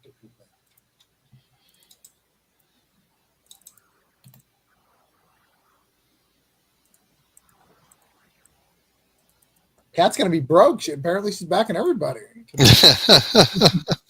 That was you one night, wasn't it, Joe? If I remember correctly, one night you just couldn't stop. Once you start. All right, but yes, you were at 884 with 32 backers, so you've got it. But that doesn't mean we don't want to pitch it again, my good friend. So people know what it is, share it out. But I've got to do my job first before you do that. I know you can't see that because of the light or anything. Maybe no, not really. You can't see it at all. But promise me, when we come back, after I share, we'll fix it. All right, tell people what we're doing here. So with Teen Strike, the story is actually already halfway there. I just realized that because this is issue 3 and 4. It's going to be 8 issues when all is said and done by next summer. And so, yeah, it's just a fun, nostalgic trip to the 90s, following a group of Hispanic kids in South Texas as they learn they're gaining superpowers and kind of solving the mystery behind that. But it's at its core, I mean, Teen Strike's more about, the friendship, the relationships, and just all the teen drama that comes during that time in your life before you realize that the world is much bigger than those kind of problems. And, one day you're going to be wishing that those are the kind of problems you have in your life. So lots of fun homages there to things that we would have, all experienced growing up in high school in general. Some of us are in bands, some of us in sports. So each of our covers, have fun with those different ideas. And yeah, just like you saw the unofficial turtle mask and things like that, just homages to all the stuff that we grew up with. Me and my friends were all kids of the 80s, teenager of the 90s, and adults of the 21st century is the way I tell people. So yeah. That's awesome. So this is really cool. Is it is this their own publishing company separate from yours? Yes. Okay. Yeah, he's Dinosaur. His video game site is Dinosaur Games, and then he instituted Dinosaur Comics to start publishing this. Is there a dinosaur in this book? Not yet. Not yet. Not yet, but there could be. I mean, it is superheroes, so somebody's got to turn into one eventually, right? Need that to happen. All right. Well, I shared it out. If you guys need it, it does look like a fun young adult book, guys. Like it looks like it's a fun thing. The animation looks really, really cool. The art style looks fun, super over the top. I love it. It looks cool. And look at all the covers you did Man, you guys do a wild amount of covers. Look at that. Yeah. Crazy. He just kept drawing. He won't stop. Mhm. And all those covers are done by him. If I'm guessing, right? They're mostly colored by him, but yeah, he did the one with the girl on the skateboard there. That's his like full from illustration to color. But okay. So is it him and Fran? yeah, Fran does the interiors, and he does most of the other pencils on some of the other covers. And Jesse does some design too, or some drawing. Mm-hmm. Yeah, because of his, just a real quick kind of trivia, because of his background in gaming, what he did when he first started this was he had modeled all the characters in 3D and would literally like pose them digitally and send it to the artist and be like trying to give him an idea of like how to pose some of this stuff. So it's very helpful. Frank should do that. I don't know why he's not doing that for Gerald, just lining them all up, making it good. I'm sorry, you rang? What was that? Yes. Gerald Allen would like you to get 3D modeling added to your computer and model out the positions of everything he'd like you to do. He knows it'll add some hours, but he thinks as a whole, like, it's really good. If Travis says it, it must be a good idea. Yeah, it must be. Oh, look, Tyler's back. I was about to say, yeah, he changed his company. Look amazing. You can do a short video for him. For $30. Feel free to quick chat. He's happy to share samples. Happy to. All right. And they probably won't be AI at all. He swears. All right. 1,000 Cuts, a book I'm really excited about. I got a phone call about this book one day, got really excited about it, and then Gerald said, don't worry about that phone call. And then I got sad. He's such a liar. That's not how it went down, Gerald. Whether or not you remember it that way. It's not exactly how that went down. My experience with Travis is that reality is often distorted in his favor. There was a lot going on. I had never worked with another writer before. I came onto this scene as a writer artist, and Frank and I had just done a Swamp Thing, just a 4-pager bootleg with CJ Hudson, and it was a nice collaboration. And Frank came on, took a story that I had been thinking about, and I really liked the script. I thought the script was great, and we just bounced off ideas. And this campaign is our first book. We have an imprint now called Third Contact Comics, and this is our first book under that imprint. So let's talk about that imprint. So imprint normally implies that it's an imprint under the main publishing company. So is it under your main company? Is it under Frank Martin? Because Frank doesn't really have a company; it's just Frank. I mean, I think the books that we're doing under Third Contact right now are I come up with a story, and then Frank takes it from there and fleshes it out, makes it make sense. Because Frank has other books too, like Macabre. No. But the imprint term, like, so. I think he just is using the term imprint to separate from what I'm doing on my own. I think that's yeah. So they're pretty much.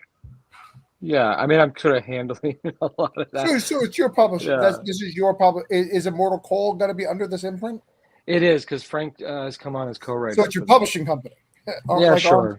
Yeah. Pretty much. It's just imprint. I guess lingo is very, very important for Travis. The terminology. I know. But by the way, Frank, this is not even irrelevant here, but I was recently going through my comics and I pulled aside my extra copies of Macabre for CEX if you need those copies, because I know you said you didn't have any.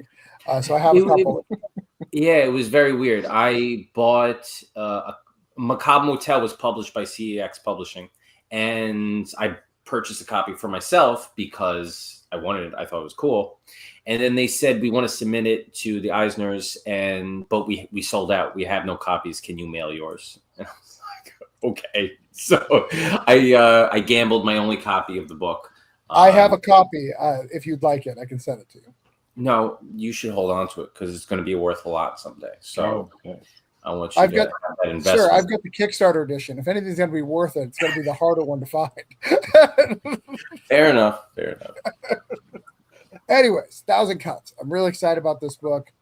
It's like Kill Bill, just the violent parts. Skips the bride getting murdered and stuff. I think. I mean, maybe a bride gets murdered. I don't know. I mean, that's the Well, point. there's You no- have to read the book to find out. Yeah, you have to read it. I mean, sure. Gerald's sure. about to answer the question, and I'm just like, you don't tell him the story. You don't tell him what happens. No. I mean, look, there is a certain Tarantino influence, but there's some Kurosawa, because there's a lot that we sort of know. This is a 4-issue series. It's the first story arc. We have enough in our back pocket. If it's doing well, we'll see how the next issue goes. To maybe delve into more backstory, but I think with this book, Frank and I agreed that we just wanted to move at a breakneck speed, make something without so much exposition, just develop the character.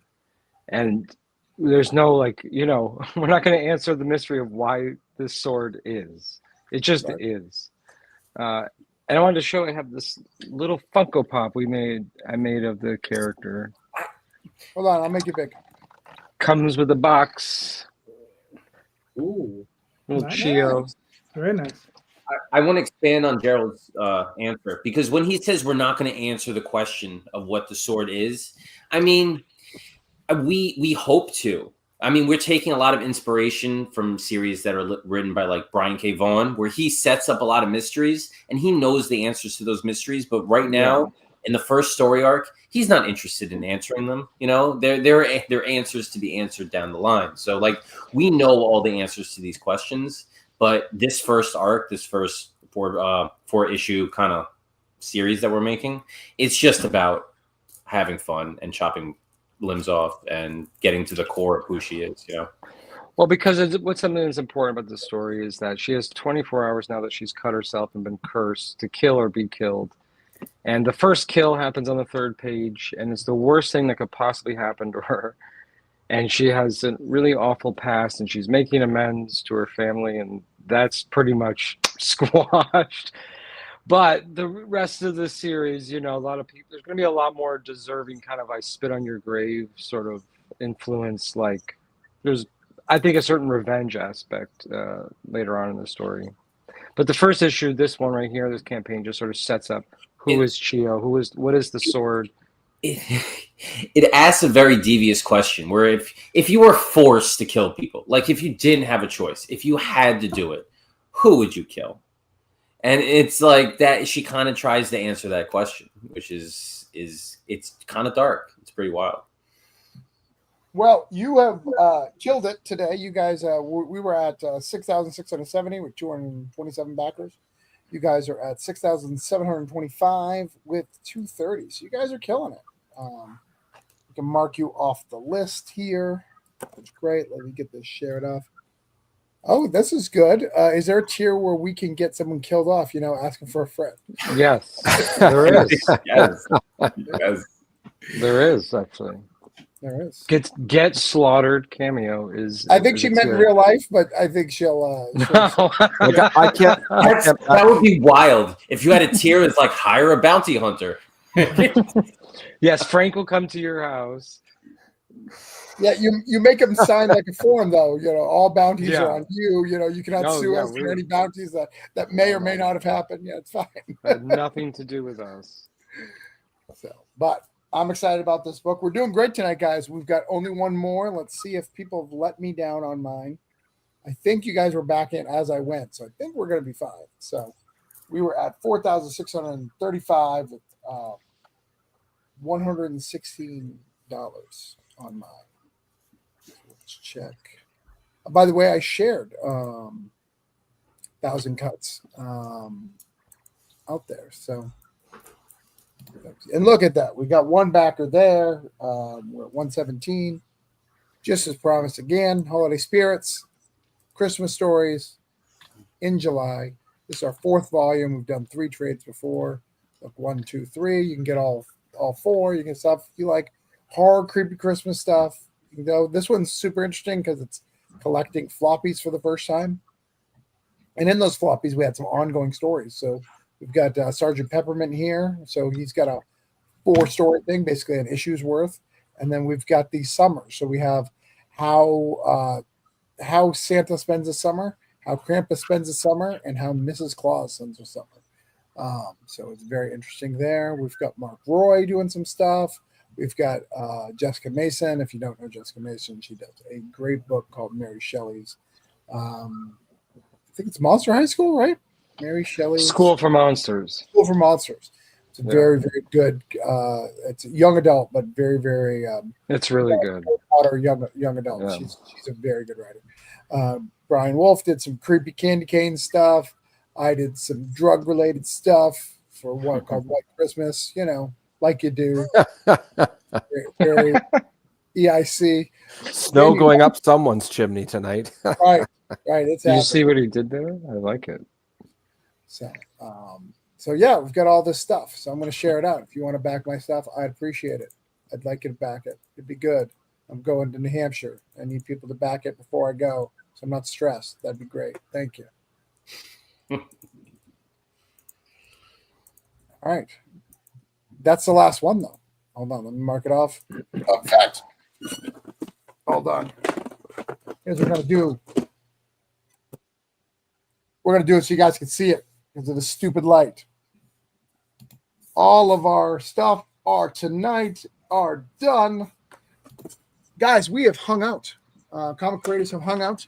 We've got some backers. We've showed you some really cool books. We know what's going on Kickstarter. Some of these creators are going on to bigger and better things. So buy their stuff now as they grow and go to the next level. You want to be on the ground floor following and love these creators. I backed a lot of them. I backed a lot of JD's books.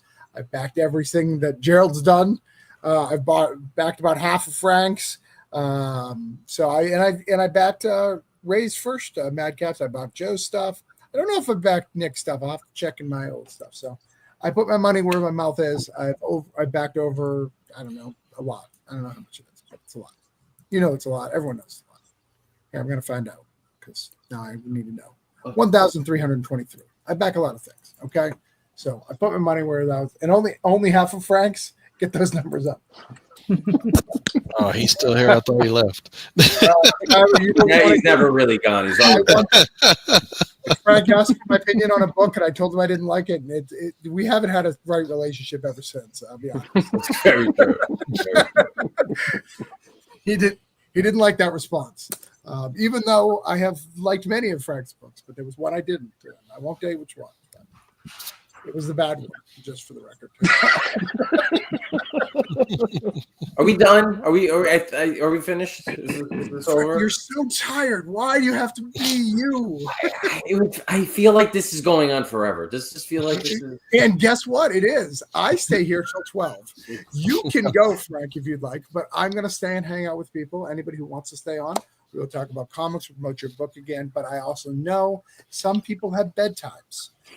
So if you are one of those people who have a bedtime and you need to go to bed because you're not an adult, maybe you are too far into the adult diaper and it needs to be changed. I don't know why you would need to do that, but if you do need to go to bed because you got an early start in the morning, got kids, whatever your excuse is, not that I don't have all those, you can do that as of right now. Frank, is that Wait, you have the adult diaper excuse? What? Yes. I do. No, you're younger than me. How is that possible? Well, sometimes you just don't want to get up to pee. Is it the Florida water? I mean, what is it? Yes. Travis is 78 years old, actually. Oh, that explains it. All right. So anybody's got to go. In all seriousness, if anybody's got to go, I will stay on for another till 12 to hang out and talk comics and do some stuff. But if anybody's got to go, I absolutely understand. Get late night. Frank, would you like to tell people where they can find you? No, I'm staying. I feel like you challenged my manhood. I'm not going. I didn't challenge your manhood. I just said words. Words have no power, Frank. This is just a hobby. That inside joke. All right. Well, unlike Frank, I'm very secure where I'm at. So I'm leaving. All right. I got an early start in the morning. Frank, listen, man, you're tired. Go to bro. Always a pleasure. But guys, listen, I have my own show on Sunday nights. Everyone's welcome. You know what I'm saying? DM's been on it. Nick, if you ever want to come on, Frank's, I think I did an interview with him years ago. A couple times. Exactly. So if you ever want to come back on, let me know. Katrina, you know you're always welcome. Everybody's welcome. So, you know, Travis, you got to come back, brother. I will. You got to come back. And this time we'll make you the co-host so you could really mess with Jay. Yeah. All right. So thank you, everybody. Have a good night. I have to be co-host. Does that mean other guys not co-host? I can't even think of his name right now, but yeah, Jay. Rob? Jay, who I literally just go on and harass, and he doesn't even know me that well. He must be like, what is happening? Why does Travis hate me? And I'm like, go get him, Travis. All right, everybody. Thank you, Travis. Thank you, guys. Have a good night. Take care. Bye. Anybody else? I also Yeah, have to. Go. All right. Nick, go ahead. You're next. Yeah. So you can find me. I'm on Instagram, X at Nick Capone Art. On Instagram, I also have my Skymain Studios account as well. Lots in store with Purity. I have a lot of fun things happening post issue 3. So definitely stick around. Let's get this book funded. But and then even convention appearances. If you're in the local New Jersey area, I will be at Garden State Anime Fest next weekend. And then in the summer, I'm going to be at their summer show, Garden State Comic Fest in West Orange, New Jersey. Definitely stick around if you're in the area. And thank you, Travis, for having me. And it was nice talking to all of you guys, and all of your projects look awesome. So hopefully I'll see you guys soon. Do you got a free comic day appearance next week? I won't, because the Anime Fest is actually on Free Comic Day, like that weekend. Sadly, I'm not. I usually do it every year, not the Anime Fest, but I do the Free Comic Day every year. But sadly, this year I couldn't. So I will be. I will be having extreme FOMO with Free Comic Day. So. All right, cool. Thanks for coming by. Have a night. Thank you. Nice to meet you, man. Who did you go? I better go too, because my day starts at 5. So well, hold on. Before you go, there was someone who was really offended by something you said. Oh boy. And he wanted to come on to address it directly. So no. If you are ready, no, I'm really gonna leave now. Mystery guest who's ready to deal with to address these issues directly. Look at this motherfucker, Joe. Look at Joe left. Look what Joe left on my table. He wrote to Tyler, "Learn how to draw. Damn it, a how to draw manga book." Wow. on my con table. But I put love. All right, my name is Frank Martin. You can find me at frankthewriter.com and on all social media. Peace out, y'all. Bye, Frank. Damn, I thought Frank was gonna stay because you challenged his manliness. No, he left. That was good. I was gonna say you made him run away, Tyler. I was like, all right, Joe, say your thing, man. So, oh man, I might have to tough it out. What time is your 30 more minutes? Is that what your time is? It's 20. Joe, don't be a bitch. I'll leave it. No, Tyler's here. No, I can't leave now because by the time we do all the outros, it's going to be 12 o'clock anyway. Yeah, I know. Well, right? The second round of outros, Frank. And you have to sit around, and I'm going to be last. Right? I got to stay here for this shenanigans now. I'm good, man. So, Tyler, I'm really excited. I see you've been angering the internet again. That's nice. I'm glad to see that's what are you talking about? People complain. Like, I had to defend you today because someone said that guy's art is not your level, bro. Like, oh yeah, I was like, I haven't done anything. People just randomly come. Oh, okay. Yeah. Someone said I'd been drama farming, and I was like, I literally scrolled through my Twitter 3 months and went, not gonna lie, I've been pretty good. Yeah, did you see we had that face off, and I told people, how do you want me to hit Tyler? He's here in front of me in Texas right Everyone now. Had a chance. Move. Yeah, and some people have some good ones, but I feel like the ones who I was expecting to come say something were very quiet. No one did. I could have gotten hit. I would have blocked them though. I was on my poop pills. You were blocked, all right. Nothing was coming out of my sphincter. Is your comic live still? Your black? My blackjack. Yeah, I just hit the 24-hour mark. I came here to hang out, not to. No. Just I'll just show real it. quick. You don't have to do a whole pitch, but you just talk about it. This actually has a pretty cool story how it came to be. So what's it called? It's called Blackjack Duelist. I played blackjack to save the world.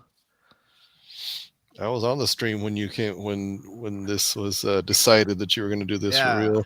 All right, we're not going to do the whole money thing. We're just going to do a quick pitch. Like what happened was, I paid the artist to do this to do a one-shot book, like last year, and then they were like, "Can you send me the script?" And I went, "I'm still working on it," and then I never sent them anything.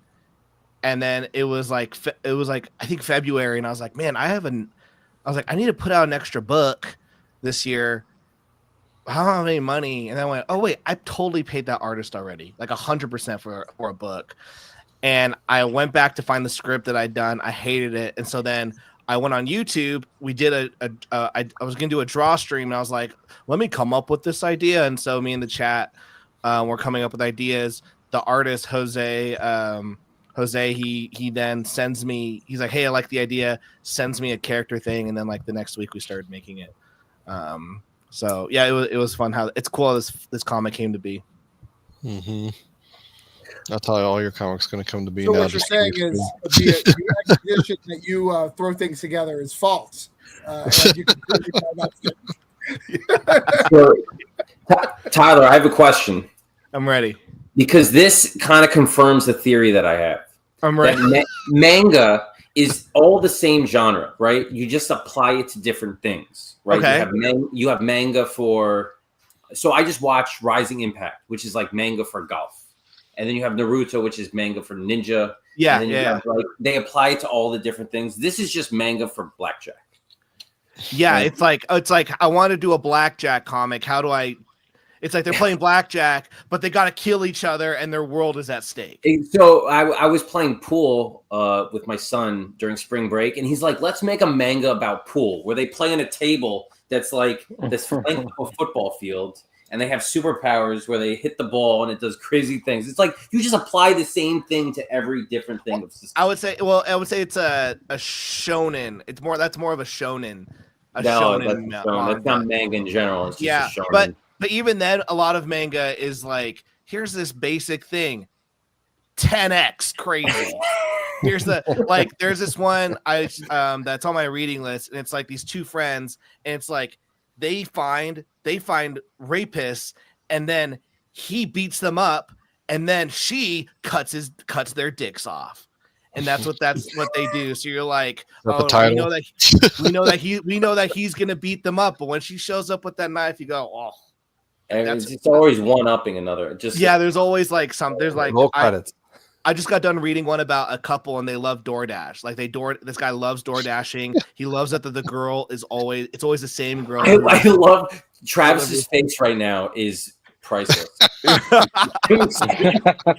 loves that this girl door dashes, and then they decide I've never seen him less interested in a topic before. Travis, I had a really good message. It's always nervous to do this, but I had a Twitter follower message me saying, "Hey, I know you live in Utah. I'm driving down. Do you want to meet up?" And for all I know, they're like, they want to stab me. So I was like, "Yeah, let's meet up." And they're very big into manga and anime. And when they came, I had some books in my backpack that I was gonna be like, "Hey, like pick up any of these books, and that you can have." And he's like, "The only one I don't have is Coins of Judas." And I was like, "Oh," it's like, "Dude, then like you got to check this out." So like I gave him one of my copies of the graphic novel, and he actually just messaged me like an hour ago. He was like, "Dude, like I didn't know about this. Like how long?" I was like, "Yeah, dude, you got to check it out." He's like, "Who's this Travis guy?" I was like, "Does he write manga?" I'm like, "No." No.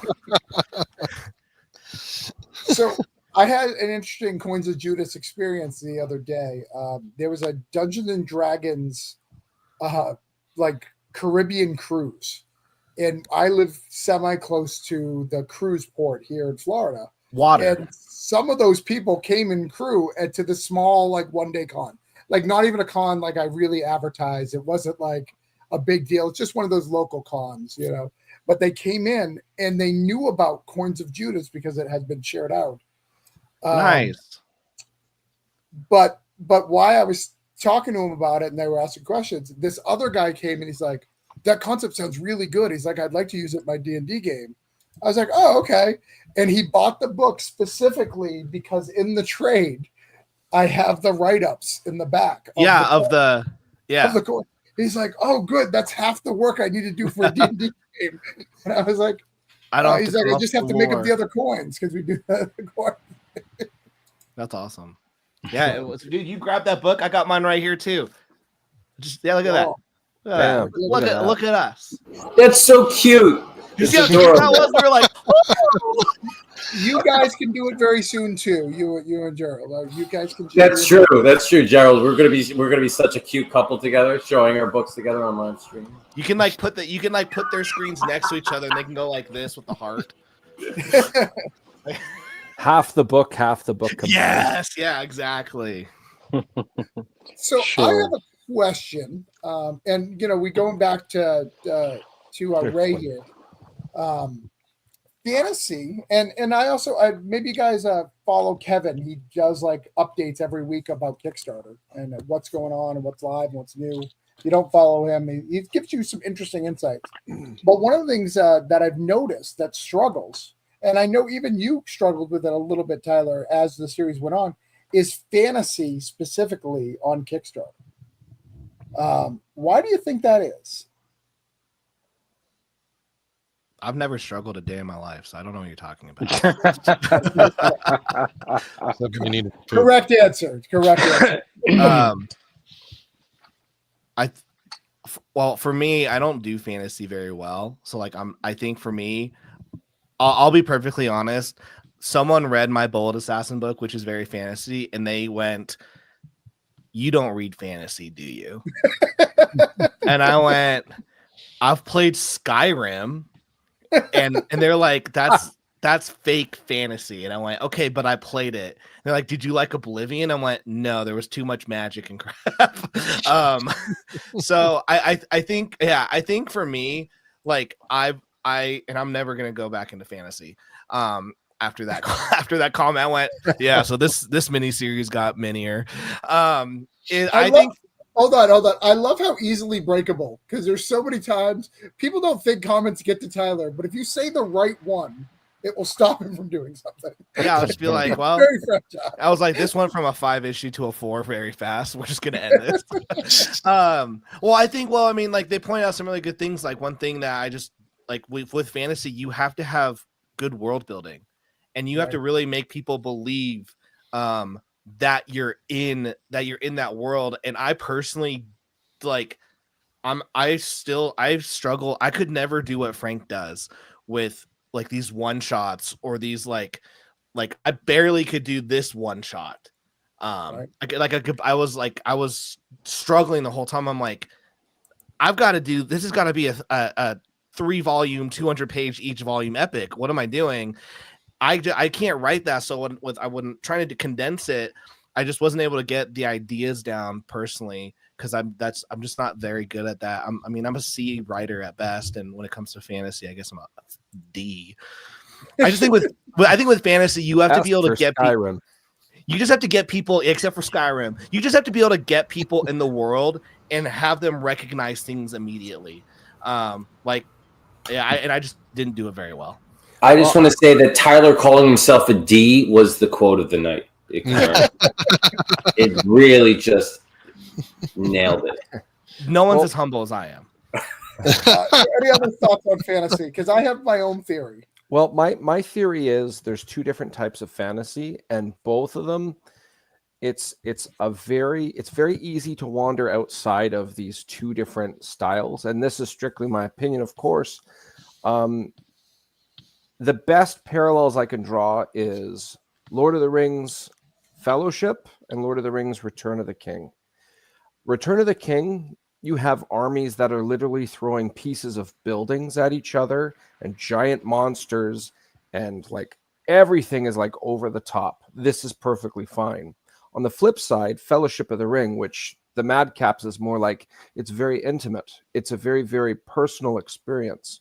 where you have a close, tight-knit group. When the big scary things happen in Fellowship of the Ring, relatively speaking, compared to the rest of the franchise, it's small potatoes, but it scales to the heroes and it makes it more personal. And many fans of fantasy appreciate that very, very much.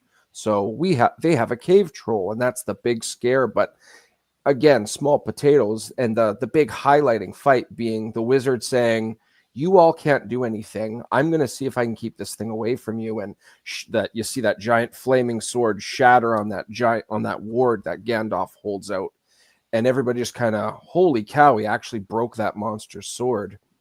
But again, I think there's certain fans of fantasy that like when it's really, really personal and intimate like that, and the big, cool haymakers, if you will, are very, very scarce. So when it happens, it's a statement. And then, of course, the other side, you could have something like, I don't know, Vox Machina, which is an anime based off of a bunch of voice actors doing D&D. It's more high pace. You see a lot more magic. You see a lot more everything. If you stray too much from either of those two or go back and forth, it seems to not hold as well to the average person that tends to dabble in fantasy. What do you think, Any Travis? I other want to hear thoughts? yours. Oh, I got one. But mine's the mean one, so I'm gonna wait. Fantasy sucks. Joe, did you have fantasy yet in your child's play? Have they played D&D yet? Have they played D&D? I mean, yeah, that's what. No, I know, but they get stuck in different games as well. That's the first one, right? That's where it starts. Yeah, because I mean, the first one's a D&D world, and then the second one, is based on Settlers Catan. So Settlers Catan's fantasy. Everyone's trying to pretend it's a fun game. So I mean, that's not, more cutthroat than Risk behind Travis. There, I see Risk. Oh no, yeah, I've got a whole games are like. Tyler has an aversion to that issue. Right. He had that issue in front of him at the AP Bash. Didn't want to buy it because he was going to back my Kickstarter. The night that I was on his stream so he could back the Kickstarter, he set this up to where his kid would get sick, and then he would run off and forget to back my Kickstarter. All of this to avoid because he hates Settlers of Catan so much. So I told him the next game that they're going to homage is specifically going to be something that's more manga inspired, just for you, Travis, just for you. So here's my theory of why it fails on Kickstarter. I think a lot of people who decide to jump on Kickstarter don't want to necessarily be writers, and they just remember that one good time when they played D&D with their friends, and they want to put that on paper. damn. And I can respect that. That's a common and I'm thing. not some people can do it well, and some can't. Right? Some knows what to admit for that, and some cannot. Some of them have to tell the story the way it was instead of like rewriting it to fit. And I think that's why we see so much of that. Well, I think also like with writers and indie comics diving into fantasy, they think of like the Lord of the Rings, the Game of Thrones. They think of Skyrim. They think of all these like really cool fantasy moments they have, and they go, okay, like how do I get to Return of the King even though I'm like in the Shire right now? Like I worked on a fantasy comic with the creator, and I drew the first issue for them. One, that art sucked. I'm sorry you paid me for that, but you knew what you were getting. But like literally page 1, you met the main character. Page 2, the main character is like immediately wounded. And then the antagonist is like introduced. Page 3, they traveled across the country to find this other character who can heal the character. And then by page 6, we had gone to another realm with a new race who's gonna help them get to this thing. Yeah, it's all pushed. It's forced. So by the time that the 20 pages were done, we had already introduced like 20 characters, 20 races. Everyone's got a problem. And everyone's dying. It sounds like a Zack Snyder movie. Get me off the stream. Where's that? I gotta get out. That was disrespectful. Hashtag restore the Snyderverse. The only one I want is more robberies during zombie apocalypses. More robberies during zombie. But yeah, it's yes. I think with fan, I agree. Like Ray, have you seen like or read Free Ren? I don't believe so. It's a good anime. It's a like that's a fantasy I've been really enjoying. It takes place like like imagine the story of like the Fellowship, and it starts right after they destroyed the ring. Like that's what the story of Free Ren is. It's just like, well, we just got done saving the world. What do we do now? And it's like it's very good. It's I mean I don't know. I think maybe fantasy is hard because it's got to be very. You've got to think of it long term. Like, look at very much so. Charlie Stickney. Like, look at Galarian. You know that you're in that for the long haul. And to add to your point there, Tyler, when you gave that example of by page 6, all these different races and characters, by the time you're in page 20, all of these backgrounds and goals and stuff. My mini series, it was originally supposed to be 2 issues, and because of that dynamic you were talking about, I didn't want to come across as forcing it like that, just drinking from a water hose with information. I actually spread the story out into 3. I just had, in my opinion, of course, too much awesome going on, and it was too condensed. Like I don't want to, within 3 pages, I don't want to be hit by the antagonist, chase the antagonist. That can take some time to describe, and people can like absorb it, as opposed to, well, now that you know that, let's get that out of the way. It's a very good point you make.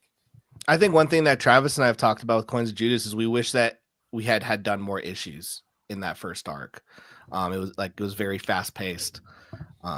Which was the plan. We wanted to be fast paced, but I think a little bit better. I think I'm very good at intimate moments, and Tyler's very good at intimate moments. It's like a strength of both of ours, and we took away that strength, which is not the best. If you read Girl with the Mega Fist, it's fighting the same monster for a bunch of. I know it changes, but it's fighting the same monster for 90 pages. That brothers and sisters almost kiss, and I realize he's from Utah. It's not good. Man, almost means it did. Like Kickstarter version of that story, so that's not the one I read. That's 100% the story. Frank explained this earlier. I give you the truth, just a version of it that easily yeah. I think I think every like creator has just got to figure out like how to like I would kill to see what Frank Martin does if someone were to pay him to like put a gun to his head. Frank, here's $100,000. You have to do a 10-issue story. Like you have to. Can we do this without the gun to my head? Like that doesn't have to be part of the story. Frank's like I can't say it had to be loaded. Frank's like, I can do it, but I can do this story in 1 issue. And they're like, no, Frank, 10. He's like, this is a one shot. I could string anything along. Look, if Tom King can write like 85 issues of Batman, I'm sure I can stretch it out. He had a lot of like it just went on forever. Yeah, it did. Yeah, it did. Gonna trigger Tyler. He said Tom King for no reason. He had nothing to do with this. Now he's in it. I'm looking at you. But Frank, it is midnight. You can go to bed now. No, you got to end the stream before I leave. I'm hanging out now. Tyler's here. That added at least a good 20 minutes. Frank, has anyone said that like your shirt gives like? I don't mean to be. I don't want to like derail this stream. Like has like a. No, like I swear to God, I've like seen like screenshots of EVS wearing something like that. Like he has the comics. Am I wrong? No, it's I don't follow like, the latest Comicsgate fashion trends. Is that Comicsgate merch? You know what? I'm going to say yes. It absolutely is. I bought it from his website. I'm proudly wearing it, and you can't shame me at all. Okay? I'm sorry. I was staring at you, Frank. I was like, I have seen this like pattern before, and I can't name. I got a question that you may not be able to answer, Frank. Sure. Pipe Creepers. Like, I know someone had purchased it and it was going to come out. Is that still happening, or One of the many things that were supposed to be in the world of comics that ended up not happening. That happens all the time, right? People make deals and they think that they're going to do something, and it. Oh, you sold the IP? Never materialized.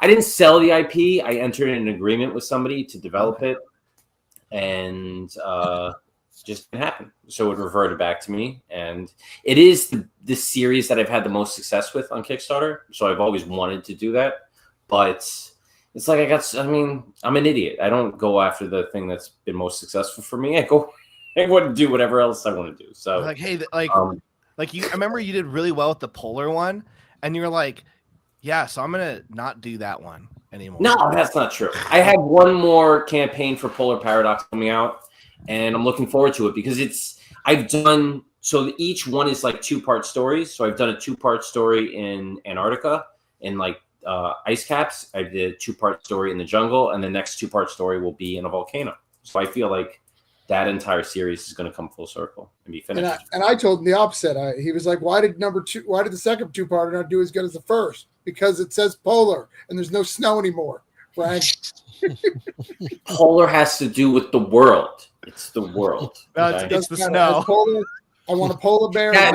That's the problem. That was the 100% problem, is because it didn't have snow. It needed the backers were like, does Frank know that there's no snow in this one? Yeah.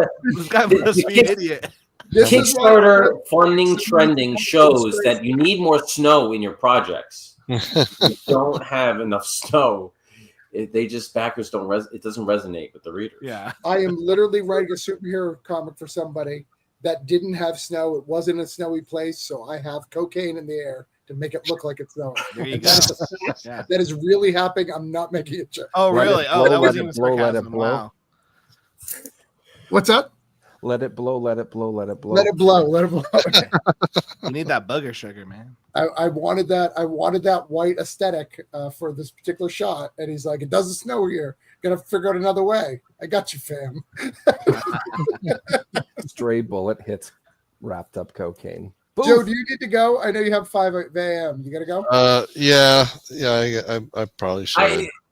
You looked like you want to stay so bad, but it's I do, but I know I'll pay for it in the morning if I do. That's the problem. See you, Joe. All right. Joe, I'm so excited to meet you. See, Tyler's cheating because he's like 2 hours Don't ever forget that, Tyler. Joe, let me tell you this. I can't give you details because I don't think I'm allowed to. That's okay. Maybe you can get it from Brian, but the list of guests that are going to be there are the who's who of indie comics. Sweet. That's going to be awesome. That's going to be Frank, a lot you of there? fun. No, exactly. I was about to roll my eyes, but I wasn't going to say it. But thank you, Tyler. Thank you. I was like, dang, man, the who's who? Fuck. It's like Tyler was in Texas already. Frank, I can get you to buy a table. I'm the Rob Liefeld of comics. I don't get invited to the parties I should. Wouldn't Rob Liefeld be the Rob Liefeld of comics? No, what you do, Frank, is you just show up. I just show up. I'm a contractor. You could go. I'm just show up at the table and just put it at the end of Artist Alley and just say I'm here. I could probably get you a table. I can't get you a flight or a hotel, but the rest I could probably get you. What show is this, Travis? It's called Mockingbird Lane. Mockingbird Lane. So you're welcome. Maybe Frank should be there. It's going to be very, very cool in Texas. Nice. They're inviting some really cool people. I got to hand pick some people or make suggestions, and they took them. No. You don't hear that, Frank? He got a hand pick. I already told Frank all of the details of this. You guys, I do love and respect Frank, regardless of what the internet. I'm trying to distance myself from Travis, so when he gets canceled, I have minimum blowback. You know? No, dude, Travis has already survived it. He survived it. We're good. He lived on. We talked about Rob Liefeld. Let me tell you something funny that happened to me today. So I messaged my comic store last night. Hey, everyone's talking about this Young Blood Deluxe book. Did you guys not get a copy? Because I really like a copy. And the owner of the comic store, who's a friend of mine, said, we didn't order that copy because he said comic stores are bullshit. and they're unreliable. So we did not order his copy. That's like, fair. And he's like, you can get a copy if you'd like. And I'm like, well, no, I guess I'm going to stand in solidarity. I was like, it's more of a want than a need, but that's fine. But Rob Liefeld has made it so I can't buy his own book. Thanks a lot, Rob. Rob, I was going to buy your book, but you told them that you don't need comic stores. My store said, screw you. Maybe his book needs more snow in it. Oh, wait. Oh. That's just a rumor based off all the time he randomly rages in a chat.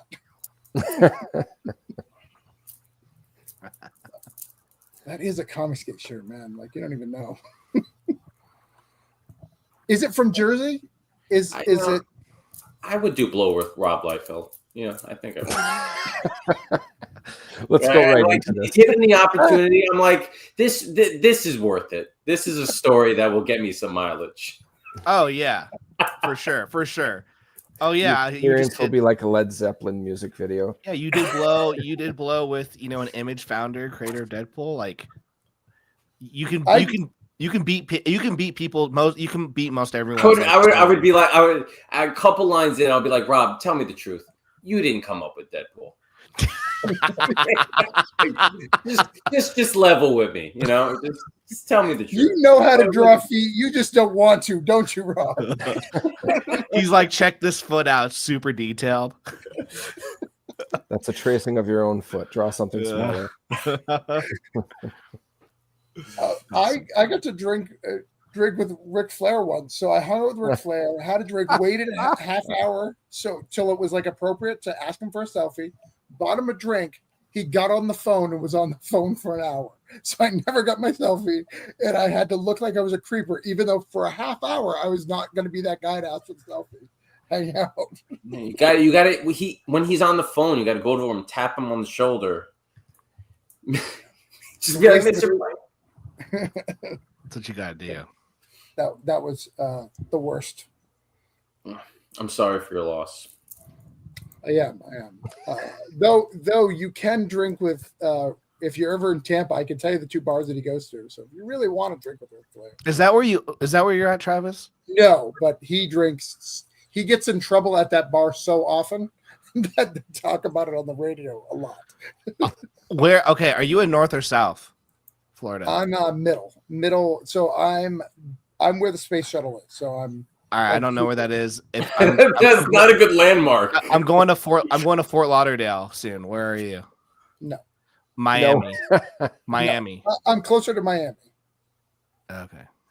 Well, not really. I'm in the central of the state. I'm literally in the center. I know this that feels like a private conversation, kind of. But I've been to Orlando, and you're like too far away. And then I went, okay. So now I'm like, no, I said I'd go to Orlando. But then it just feels like I'm like taking your time. Yeah, no, I'll go to Orlando. I won't Orlando's close. Okay. How's comics for you guys? I feel like I haven't seen you guys in forever. I'm just meeting you, Ray, and Ray, you seem like a cool cat. Ray came on right now. We did an episode together. That was a lot of how fun. long ago was that now? That's been a little bit. I don't know, a year. Last spring, it's about a year. Yeah. I don't even remember what we wrote about. Do you remember? I do, and I was unintentionally difficult. I remember that. We were trying to go somewhere, and it so many of them like they all blended together. Life. What was it about? What was the theme? I forget the theme. It was like something had to be in every sentence, if I remember correctly. Yeah.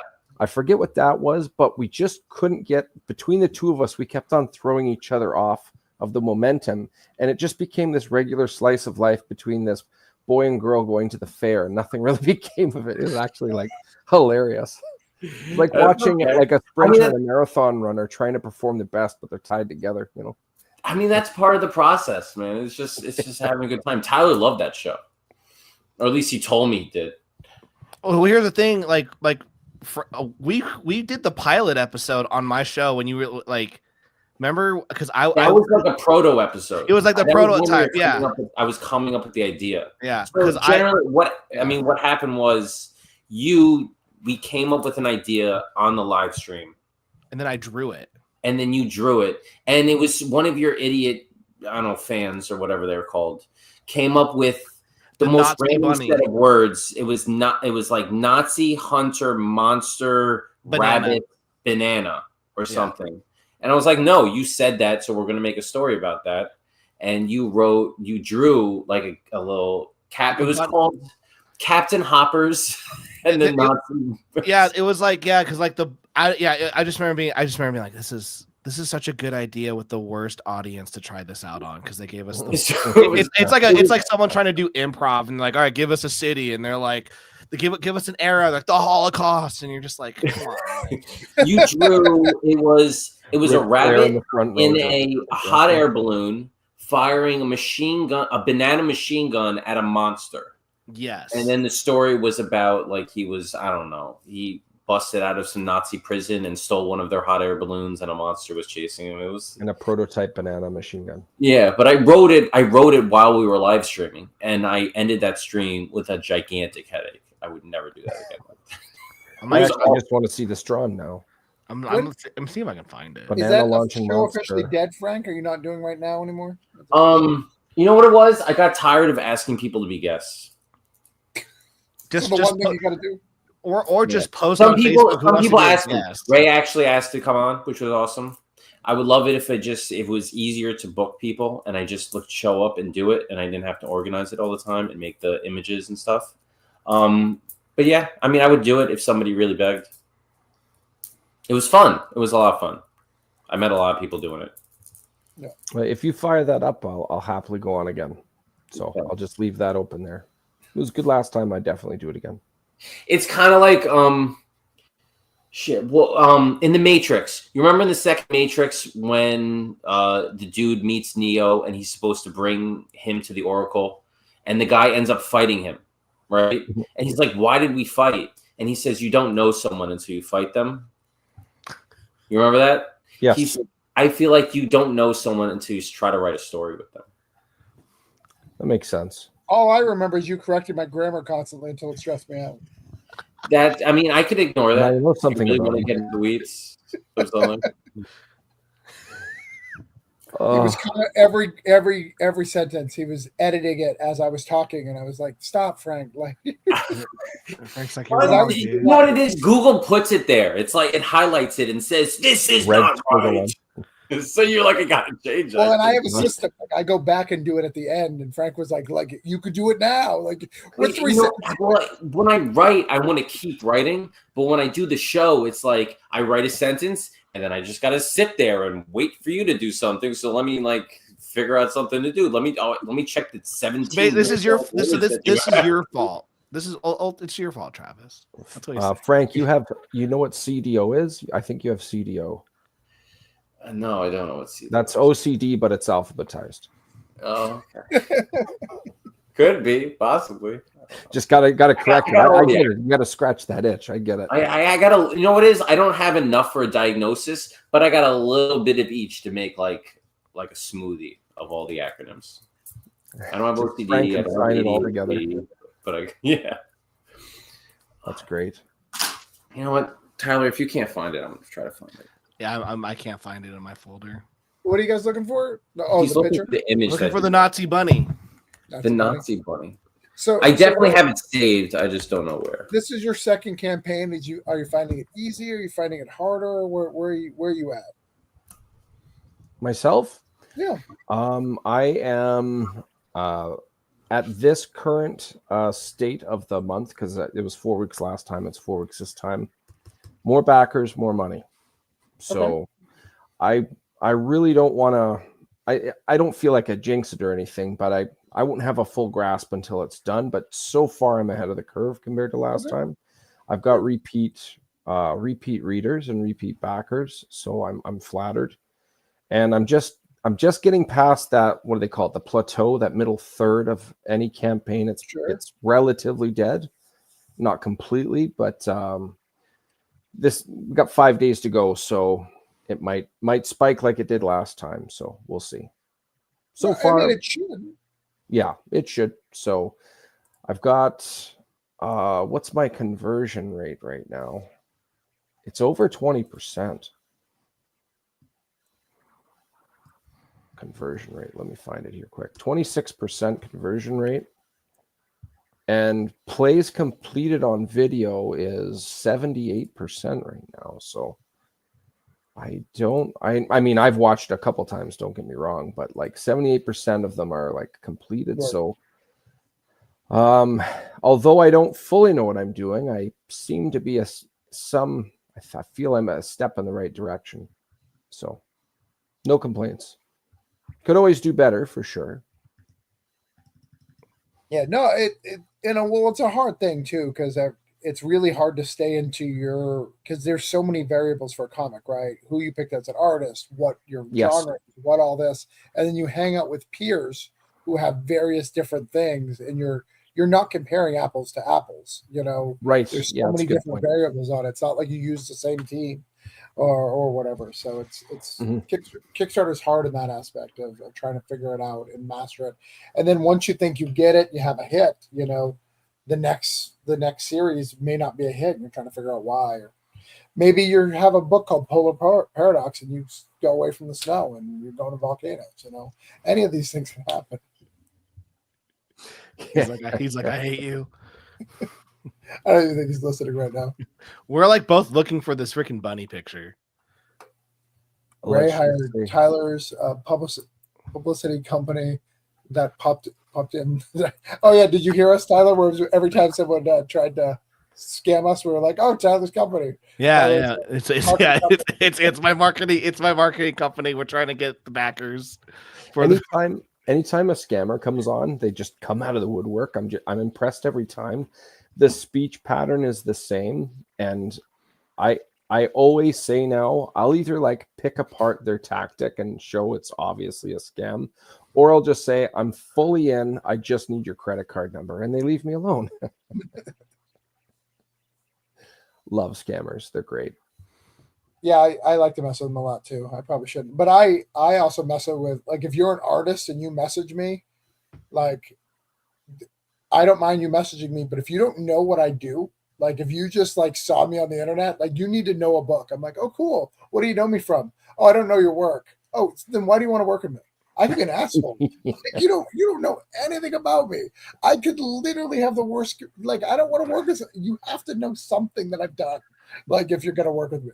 Dude, I had an artist because if I just see like art that I like, even if I'm not like trying to, even if I don't have a project going, I'll just reach out to artists like, hey, love this, what's your page rate, or just to know for the future. But I reached out to this artist because I was like, man, this art is so good, and they're like $10. And I'm like, there's just no way, but let me do this. And I was like, and I was like, this art looks great, blah blah. And I was like, is it really $10? And they're like, yeah. So naturally, in my brain, I'm like, I can find a way to afford a $10 page comic if it's that good. So I was like, sweet, thank you. And then they messaged me the next day. They're like, yo, so we working on something? And I was like, oh, they're kind of persistent. I was like, well, the only story that I have right now would need something like a more Greg Capullo style, but I'm not really looking for anything like that. And they went, oh no, I can do. Oh, they go, oh, like, are you familiar with their work? And I went, no. And they went, oh, let me send you some stuff then. Dude, they sent me a fucking page from Batman New 52. And they were like, oh, yeah, like this is like a Greg Capullo style Batman. And I'm like, no, that's just Greg Capullo's Batman. and I was like, that I have that. And they go, no, like I did it. It's different. And I'm like, I literally have them all right. I grabbed it and I took a picture. And I was like, no, this is like it. And they went, no, but like I can mimic it. But like, what are some other styles that you like? And then they started like sending me like AI art, and I'm like, okay, like you're done. You're done. Can you draw somebody with only 7 fingers? Yeah, I was pissed. I even tried getting a colorist for like Super Plumber Sisters, and this guy's like, oh, I can totally do this. Let me send you some samples, and they just threw my book into like an AI.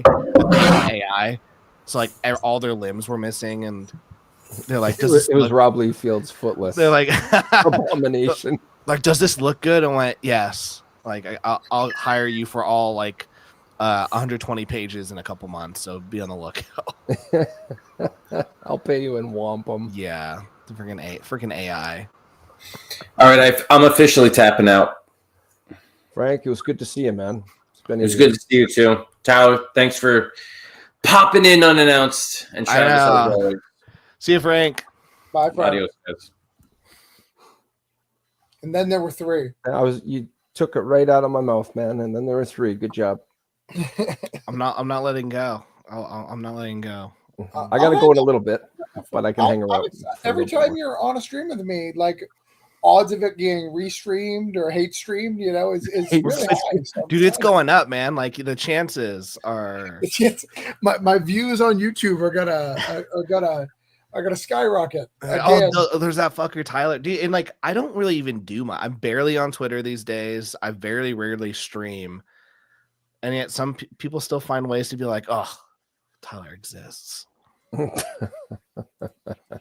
Yeah, I don't get your. I mean, I. Luckily, you got less political after January. You had a good month. You went a little crazy, but dude, I was just posting. I would just say one word Facebook post like America. That's not the way I remember it, but sure. Complete with a picture of troll face, like yeah.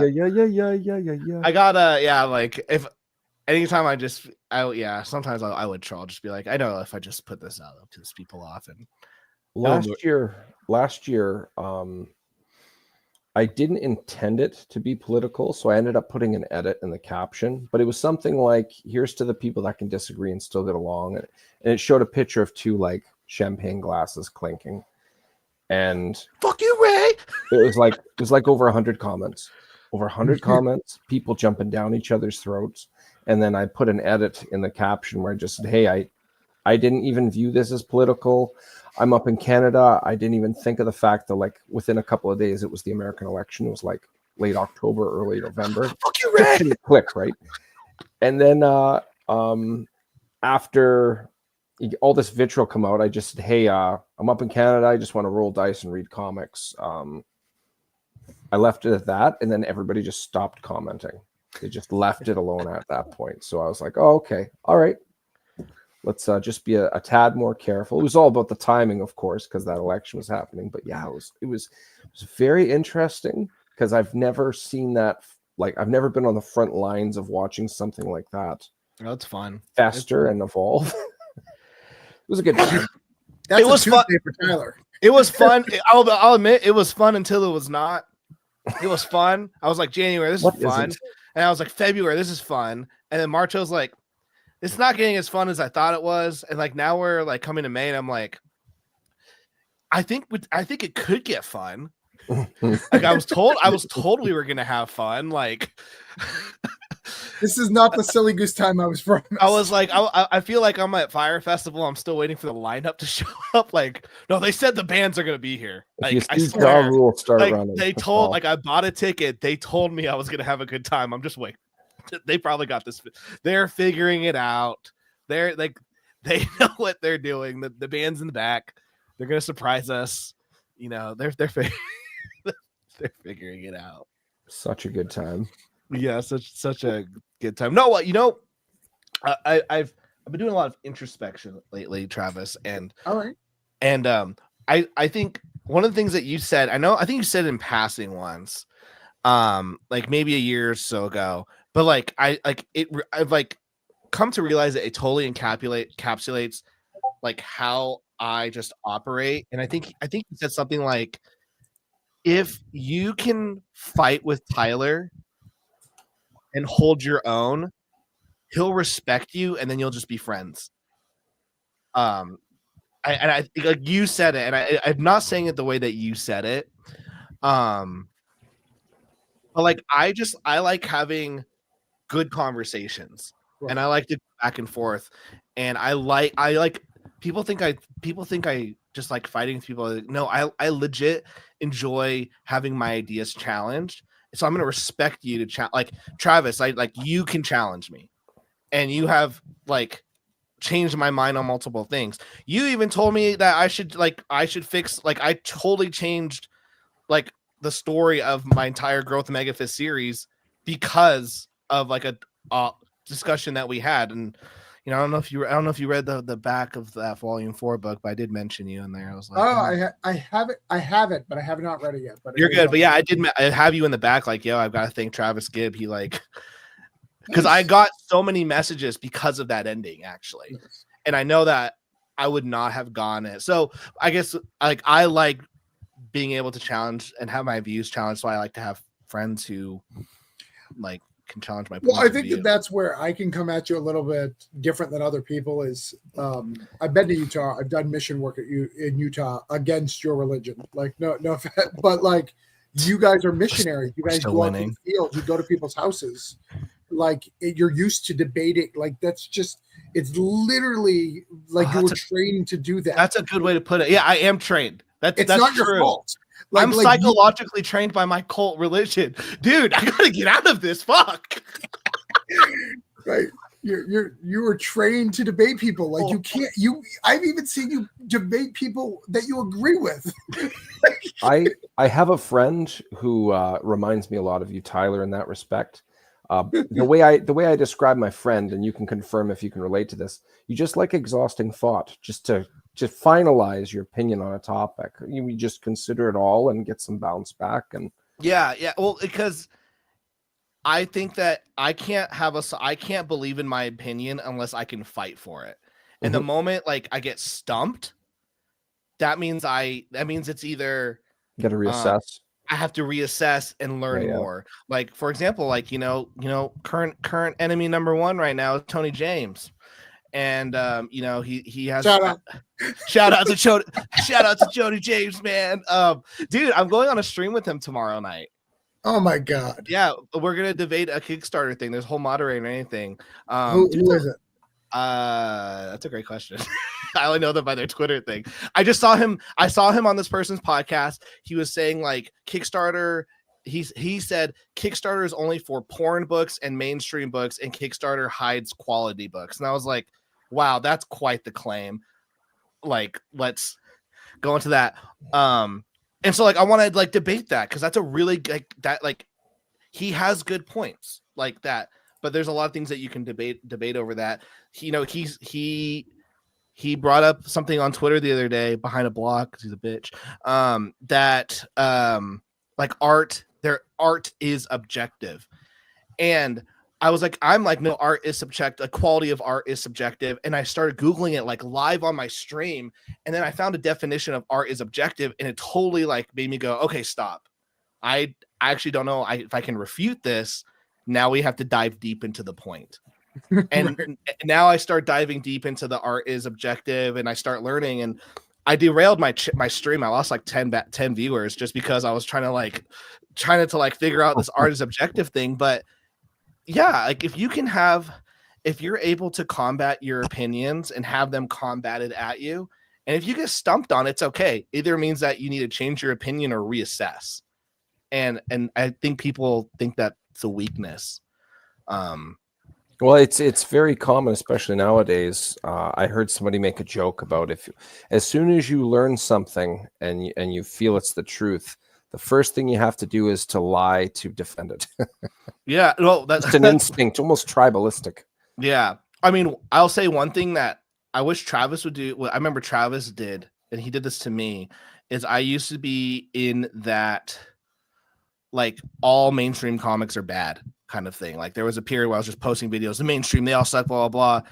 But then you go on you watch Travis stream. I picked up this, I picked up this, I picked up this, I picked up this. And it just made me go, okay, you know what?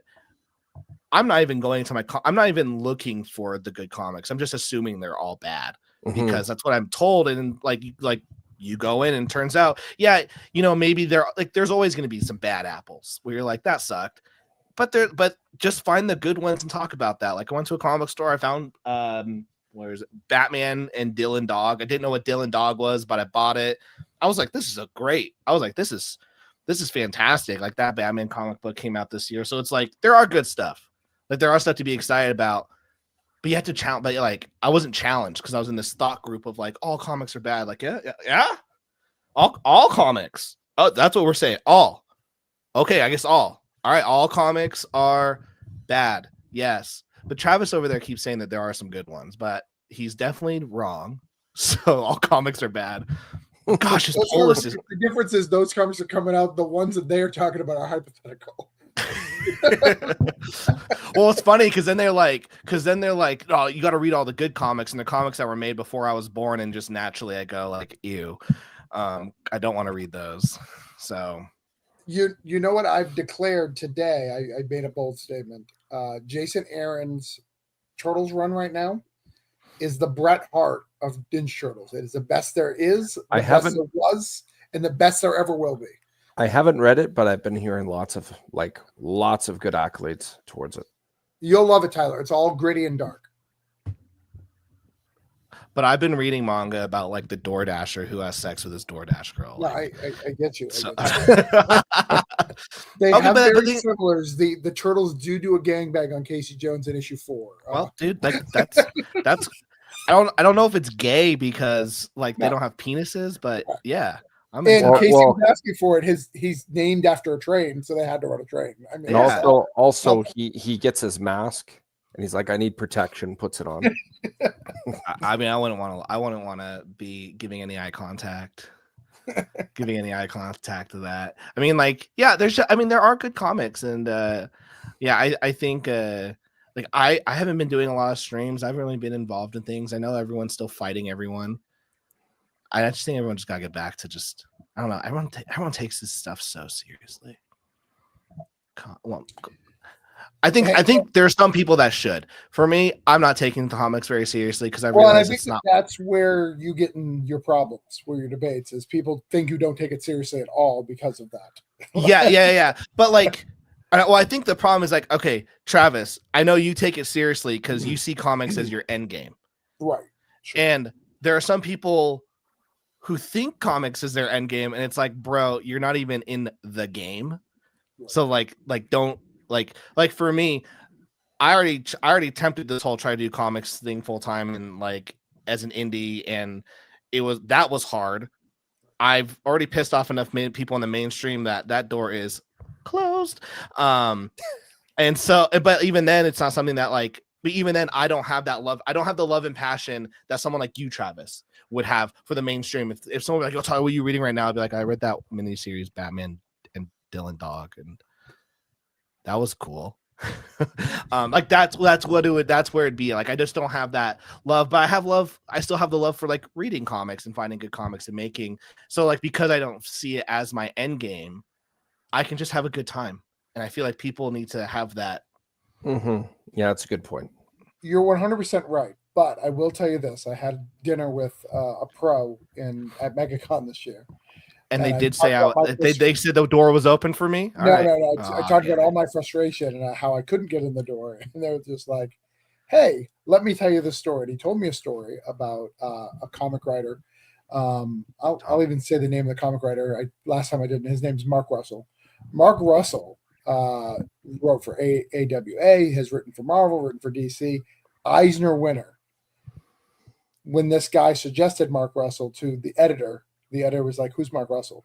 So he's like, "I tell you that not to upset you," meaning if they don't know who the Eisner nominated writers are, the odds of them coming to you is very slim. So that door's like, don't stress out about that door.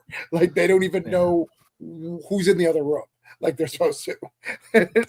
So what you're saying, Travis, is I've got a chance. You got a chance.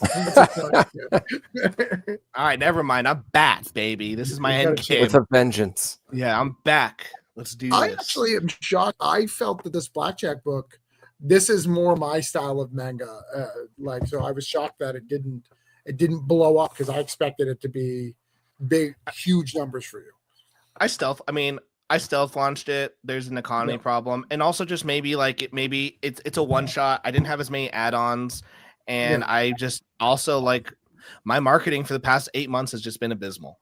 Like I just have not showed up, and so like all the faults are to me. My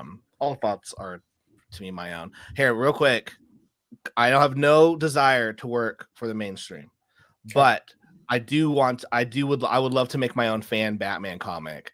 So I've been drawing this for funsies. Okay. Do you think I got a shot? I just presented something. I just shared it. Yeah. Oh. I only got 2 pages. Do you think I got a shot? Joker, he's cuffed up. Oh, that's see one of that's am I making it? I think that face is a little rough for Joker, for the mainstream. I like it, and I think it's neat, and it kind of looks like Is it when he had his face like ripped off? No, that's just a shadow. I grabbed all. I was like, I grabbed all like my favorite Batman artists. I'm like, can I implement like a Jock with the Sean Phillips? Okay, like, with the Sean Phillips, and like, and then I wanted to say Sean Gordon Murphy, but I can't pull anything close to that. So I was like, can I try a Jock with a Sean Phillips? I love your traditional hairstyle on the right there. You know, someone who's worked on several projects with you, that's your favorite hairstyle to the 100%. 100%. And I still think I got it. I still think I got it. Like, yeah. This is my end game. I'll make my own Batman series for funsies. CJ's been doing it, you know, and Frank Martin, who was on the show earlier, did it. Frank Martin and Jared, they did a Swamp Thing. I think I love comics so much I can't do a fan comic. Like I feel like I like cheating someone. I like, I know what you're saying. Like DC's gonna be mad at me. it's not, if you're doing it, it's not real. It doesn't count, kind of thing. I don't know. There are a couple though, like Marvel artists who like they did it because they were making fan comics on like Tumblr at one point, and then an editor saw them. Like for me, I'm like, I already know I see what Travis is doing to build the connections to get into the mainstream, because it really is a who do you know, and you're just working your way. And I'm like, I don't want to do any of that. So how do I? And like, if Batman's like the top tier echelon of comics writing, mainstream, whatever, then I'm like, yeah. So I'm never gonna get there. So, but I can draw, so I could just do this myself. And worst case scenario, nothing, because it's fan fiction. Well, but you could have it as a digital add-on for free, as long as it's free or whatever. Yeah, CJ told me he did that, and I was like, "That's fucking bold." I like, as a Kickstarter thing, like I would throw it up on my website and be like, "It's free," but like I don't know, like like advertise. I mean, I know that's how you can do it. Like you just have to be like, it's free. There are ways to make money off of it. Like John Byrne, he did a full on, you know, X-Men run, fanfic X-Men run, and then he sold the pencils for like $5,000. Yeah, but do you know that? So he did that. Joe Quesada went to him and said, "Hey, can we buy this? We'll publish it." And John Byrne was like, "Nah." Really? He's wild. John Burns is wild. Really? He was offered, and he was offered, and he said, "Nah." He could have just double dipped. Do you imagine having that? Like there's not a lot of money in comics. Let's be real. So you must be pretty strapped to be like, "Nah, I'm good. Like I don't need a double dip." That's thanks, but no thanks. Yeah, or that's go him. Go him. I remember talking to Matthew Rosenberg on a podcast, and when he was like, "Yeah, I'm still like, you know, eating ramen noodles, and I have 5 roommates," and I'm like, "Aren't you on 5 Marvel titles?" Like that made my dick so flaccid hearing him say that. I was like, "You're writing X-Men, Hawkeye, The Punisher, and you have 2 creator owns, and you're telling me this is still your life?" It was. I was like, no, it's great. I mean, he's figured it out since then, but yeah. But I think that's just like it's a grind, and I don't love it enough. Well, and the worst part is too, I've had opportunities that you need to be able to be ready to drop everything to capitalize, and it's really hard with the family. So I've had a couple of opportunities that I could have done something to level me up, and I just didn't have the time to get to where I needed to go. And that sucks. That reality. I was talking with a creator today back and forth on the DMs, who they were trying to preach to me about my life. And they were out there just, I was like, you know, they're like, you just don't, they're like, you're just not willing to work for the comic stream. I'm like, dude, they're like, I needed the Tyler I met 8 years ago. I'm like, dude, the Tyler you met 8 years ago was single. He did not have a wife. He didn't have 2 children. He didn't have a mortgage, and he didn't have any of these things. So you are the same person. So you can keep doing what you're doing. But I with a family, it's well, and I also think like people, expectations, you have to look at your victories. Like right now, I'm going to New Hampshire next week at the world's largest comic day. I got a table there for free that everyone else had to pay for. I'm going to Connecticut for a paid appearance. So I'm getting paid to be there. I'm getting flown to Texas in September, all expenses paid, table, food, table. So I am making it. It doesn't feel like it sometimes, but I just got to realize it's the small steps. You just go, okay, this is moving the needle. Yeah. People are willing. I may not have the mainstream clout that I want, but people see my value and want me at conventions. It's a respect thing. Yeah. Like I've had to like learn that in the business I'm doing right now, where I met someone a year ago and they're like, what do you do? And blah, blah, blah. And I'm like, I'm in marketing and can do this, blah, blah, blah. And I've like seen them from time to time. They're like very big players in the space that I'm in. And I just say hi to them. If I see them, like if I'm traveling, I see them. Like, I'll tell you what you're doing. I'm like, oh, I do this. I did this thing. Do you see it? And they're like, oh my gosh, like looks really good. I went, thanks. I helped this company. And like this last week, they messaged me and they go, hey, we've seen what you've done this last year. I'm like, oh, I didn't even see it. And they're like, we're ready to jump on. Like, here's a $20,000 check. And I'm like, okay. So, and like seeing them throughout the last year has been like you can't feel those victories. You just like, oh, but it's pushing the needle. And so like, you're right. Like you doing these things, like that's moving the needle towards your end goal. I like how both of you have pointed out, like it's all towards your goal. Like if you're going to grind, you grind towards your goal. It may be like both of you have different end games, as you put it. Like for me, I just wanted to do this 3-issue miniseries, and I just wanted to make sure it was funded. Like, who am I in the world of the comics industry? I'm really a nobody. So in order to make sure I had enough followers and people wanted it back, I've just been like on a lot of streams between mid-January and May 1st. Right now, the number I will have been on a total of 54 podcasts, and it was just to push it. And it's for fun. It's not my day job, and I'm just enjoying it at the level that I'm providing, and I'm happy with that. So once you're done with the series, do you foresee yourself leaving this side of like the world, or are you gonna like go, all right, I'm ready for like the next one? I already have an idea for one, and you should just leave. Like, don't do it, man. Get out, dude. You have a chance. So an idea doesn't mean I'm going to follow through with it. So I have an idea. This 3-issue miniseries is going to go trade paperback. I don't know. You're going to do it because this is what's going to happen. You're going to get that third. You're going to finish the third one, and you're going to go, I'm done.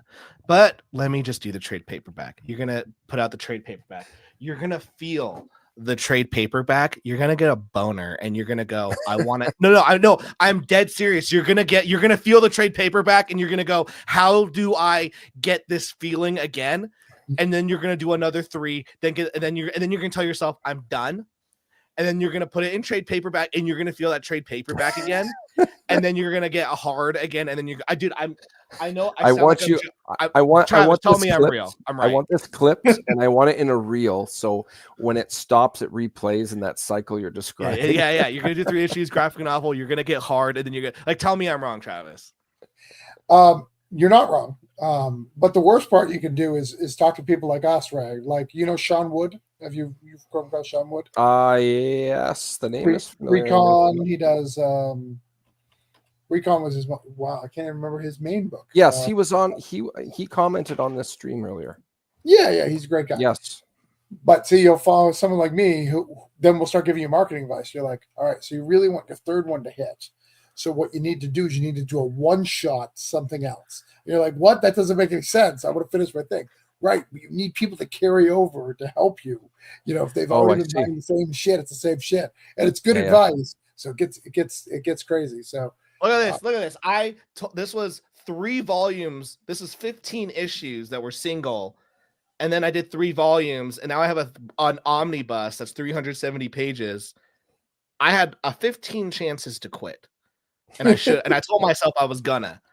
I was like, all right, we just did 4-issue arc. It's fine. We're done. Graphic novel hits. All right, let's do it. Let's get to the second graphic novel, third graph. And now I'm like trying to chase that omnibus feel again. Well, the other thing is, Travis, you pointed out there's life get. Oh, actually, Tyler, you pointed out too. There's things that get in the way. So I mean, I have a wife. We've been married 14 years now. They're the and worst. I've got children that are The worst. ages 8, 7, and 6, and they're great. They're terrific kids. They sleep 12 hours a night, but they have things to do. Like, and I have responsibilities to support them and facilitate and stuff. I've got a day job, so when you factor that all in, if it's just these 3 issues, and I don't know, and Tyler, you may be right. Maybe I just get bitten by the bug and want to jump back in. But I just, as I said earlier, I just wanted to get this out of my system. It's gonna another cool goal I've had. We pointed out end games. I will present just one image, if that's okay. Share screen. Sure. Ooh. So here's one of the variant covers to issue 1 of the Mad Caps. There it is there. So that is drawn by Harv Salteras. He did the first year of volume 2 of Ghost Rider when Dan Ketch took over. Yeah. Have I streamed? I have 100% streamed with you before. You've seen this one? Yeah, I've totally streamed with you before when you were doing the first Kickstarter. Oh And my then gosh, you were Dan on Kemp colored Larry's. You were on Larry's stream. Now Mr. Higgins? Yeah, fellow Canadian. I've been all over, man, like so many different streams. I think one advantage I've had from being new to the game is you've pointed out there are different groups and rivals and conflict and stuff. I'm kind of immune to it because I'm very green. So I've been on a lot of different streams and walks, and I'm actually I think I'm really happy for doing that because I'm a fan of just the game, promoting others and being happy, and it comes from more of an innocent perspective, if you will. All right, let's cancel Ray. You want to count? Well, I got to say something. What can you get offended over for what I said? We'll find something here, but here's the thing: you can use it to your advantage. Pepsi. I like Pepsi. We're a Coke. We're a Coke. Thanks, Katrina. We're a Coke fan. I'm a Pepsi guy, but that tracks with the way you vote, Tyler. So that's fine. Damn, damn! That was a good joke. That's a good joke. I'm feeling it. Kat wanted to say that she was proud of all 3 of us and all your work. Thanks, Katrina. Yeah, a lot of people can stay neutral. I mean, you're never as neutral as you think. I understand that. I have offended a few people and zero intention of it. They just weren't a fan of something I said or posted. I gave that one example where there's that big flame war. For this issue 2, I had a line art contest. The winner of the fan art would be colored by Dan Kemp. That Harv Salteras cover. Oh, but were people like, "Oh, you're just trying to get free art"? Yes. However, with that said, the person who won, I am going to be getting them to do a cover for me for number 3. As I've already stated, I'm a nobody in this game. I don't have a big network, so that if I didn't post that contest, I would have never met that person, and now I have the opportunity to hire them. So a lot of people that did get kind of worked up over, like you're saying there, Tyler, free work.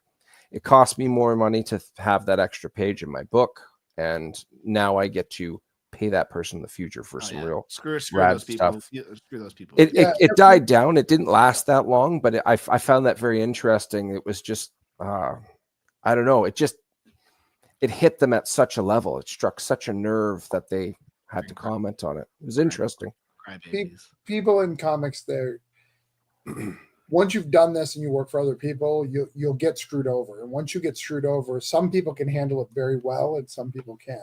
Some people never recover, like you just mentioned, Larry Higgins. He's never going to recover from whatever hurt him.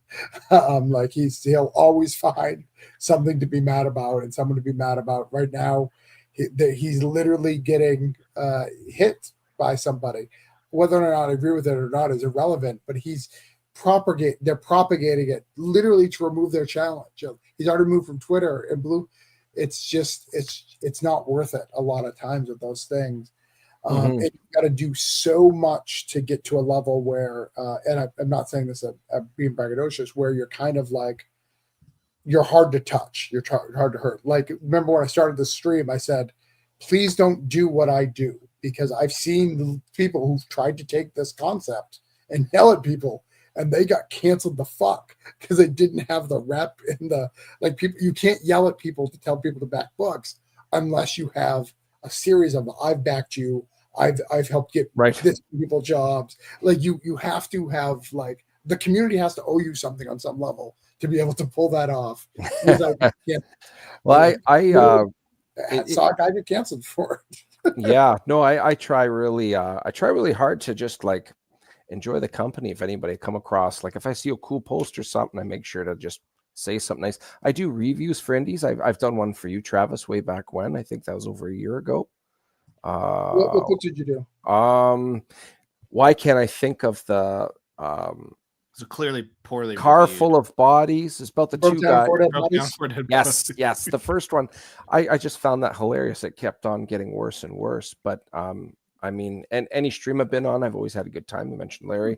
I have a good time hanging out with Larry. I have a good time hanging out with there's Victor. He did the interiors for Madcaps issue 2. So wow. Yeah, Victor's great. He's good to work with. Sleepings for the week. I've had some good compliments from Victor about my script. He said it was very easy to work with in regards to laying out and doing all the panels and the sequentials. And he also said he enjoyed, that one makes my car break down. Don't bring up that book. Yeah, her car breaks down every time I put up an issue. It's not my problem, it's her problem. But that's hilarious. But just checking a message here real quick. I just try really hard to like, just even the critique I got, I didn't fight with it. It was cool to hear that concept, because maybe something brought up to me and I'm completely oblivious. That's outside of, I don't know, for lack of better wording, etiquette or in some respect. But for the most part, my goal is just to, I mean, not be a doormat, but just get along and contribute, for lack of, I guess that's the best way to put it. Well, if your goal is to just get your book out there, you're good, At the moment, like you point out, Tyler, I don't know, maybe by the time number 3 is done, obviously I'll reassess from there. You're gonna quit. You're gonna make a hard decision at number 3, and you're gonna say, now's a good time to quit. And you're gonna and then you're gonna do it. And then you're gonna go, well, I should probably put that trade out because it's free money at that point. Then you're gonna put the trade out, you're gonna feel the trade and go, I'm back, baby. And even if you quit, Ray, you get the trade, so you quit. At that 5-year mark, you're gonna be like, I should do a 5-year anniversry and add like 10 pages. There you go. I'm running low on my copies. Yeah. You're gonna miss it. Like I don't know. I've tried quitting multiple times. I do a Kickstarter month now, so like I'm not quitting. I'm gonna do this. Yeah. You know what? There was one time I did pick a fight, but it was obviously all in satire. It was on Lori Calcaterra's show, the Karen show. I don't know if you guys ever heard of that. I went on there and I was actually quite proud of myself, because I don't consider myself the most cleanest of cut individuals, but I'm definitely not any anti-hero or anything like that. So it was kind of fun to just like rip her and stuff. She had a good time with it as well. You'll miss the podcasts in here. That's true. I might miss that. I've quit every month for the last 3 years. Well, I mean, you know what? If these guys, all these people saying that I shouldn't quit, well, back my book. Madcaps number 2. At least look it up. Give it a look. And, that's a good marketing thing. If you want me to quit, if you don't want me to quit, you don't want me to quit. That's a good thing. I think that's a trick that only works once, though. But you got to go deep. You got to be like, if you don't bag this. That'd be however, hilarious. it also can if you go too hard, it could come back as like sounding whiny, because I've seen that as well. It's like when you bet a smoker that they can't quit, and they do. They get your money, and then they go and buy smokes. They just keep on betting that. Well, and I've seen people post like, I can't do this anymore. I'm not making the money that I want to make. So like, I gotta. They fucking keep coming back, and then they. That doesn't make it look good, bro. Every time too, like that. There are some people where I just want to message them like, dude, it's okay. Like, let's normalize quitting. It's okay. I just tell people how to do their jobs. I think it's okay to quit and give up, honestly. And I say that from the heart. Like, I've always thought about, like, if I were to quit, it would be like, man, Tyler just gave up. It's like, no, like, he ended. It's okay. I was done. Yeah, I'd be there's got so mad if someone would like, I'm gonna finish your script. They just do it in fucking AI, and I'd be pissed, rolling in my grave. Like, I gotta give them endings because I would want them to have endings. Oh, that's actually a big problem. Is I refuse to not finish the story. Yeah. So like, got to finish it. Yeah. So like with Super Plumber Sisters this year, I'm doing the final campaign this year, and then I'm gonna do the trade. Like that, and then that series will be done. I'm not replacing it with something else. And then my Bullet Assassin, it's gonna be finished. I'm not replacing it with something else. The shitty thing is like My Sexy Witch is a 12 part. It's a 12 part, and it does really well. And then like the Girl with the Mega Fist. I mean, I've thrown myself in the hole. So like, I say I want to quit, but it might be another 5 or 6 years before I get to quit. And that's assuming he doesn't find an artist who messages him with a $10 rate. I know, dude. Like, it's not my fault. They wants to do it for $10, dude, and then There's a guy, Rocky Alvarez, who I like his art, and he will occasionally get broke and be like $600 for full issue, and I'm like, motherfucker, and I'm always like, you're like, yes, you're like, I will find something. That's fine. Yeah, you'll make like seriously, you will make something up. Right. Just for that. I will say, like, with my current business dealings right now in my personal life, if I hit the goals that I hopefully do hit in the next year or two, I'm gonna make a lot of comics. But the problem is I'm doing too much of the drawing side, even the sketching. I'm gonna pay an artist to do everything. Heck, I might have enough money to go. Travis, remember that chef's thing that everyone wants and I refuse to do? Just do it. You've said that several times, that your dream is if you can make the kind of money that you want to make, that you may do a small publishing house. Just here you go. Pay it, do it. Make it happen. I mean, I'm sure you figured it out because you're a smart guy. If we wanted to get into money laundering, comics is a good business. I'm just saying. Hey, listen, I know the guys that could help us. Let's just say Frank buys merch from them. So I'm just saying it's not that hard. Yeah. Wild. And I think it's way easier than, like, a lot of people go, well, you do art because art's objective. Yes. But also page rates are way objective. Like, oh yeah, it was 100,000 a page, like no big. Well, and you could find someone like Hickman makes $1,000 a page for money.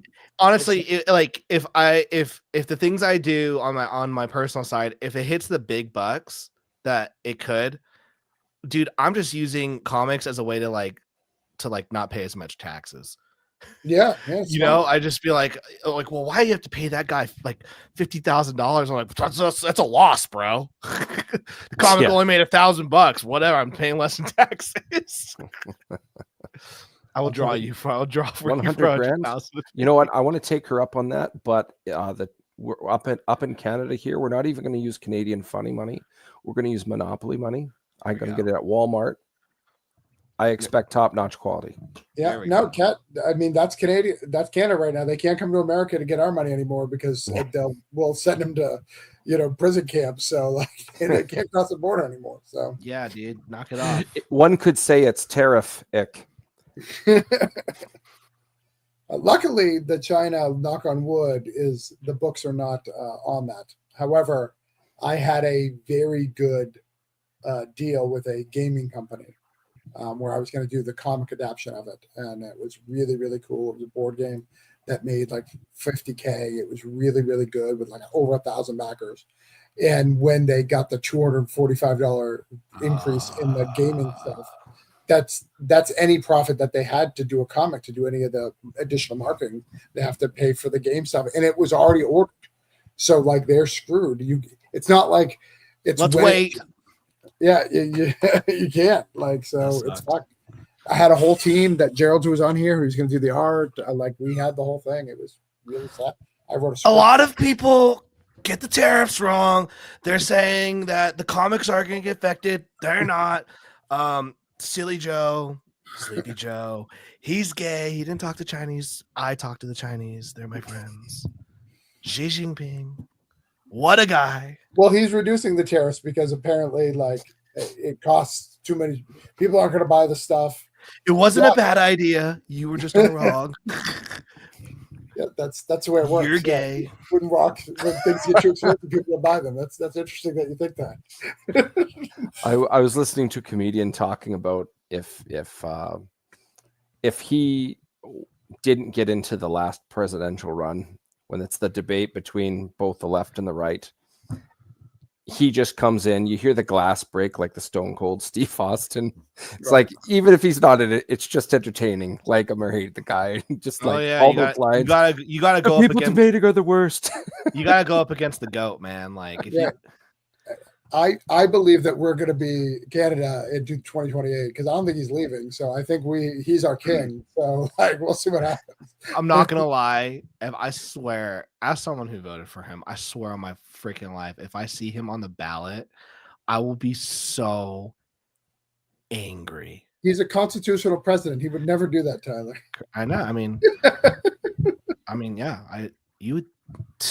Well, here's the thing. Like, I do. We need to go, but like, so let's get into this, man. He came out with hats, 2028 hats, and I was debating someone, and they're like, "He's not really running. He's just trolling the libs." Okay, but he's trolling us on your dime, like because you're buying the hats. The libs aren't buying that hat. Like, so dude, hey Travis, I want. Listen, I want a president who knows how to roll out merch. Okay, if you can roll out merch, like I'm sorry, just like where was Kamala's merch? That's true. She had no merch.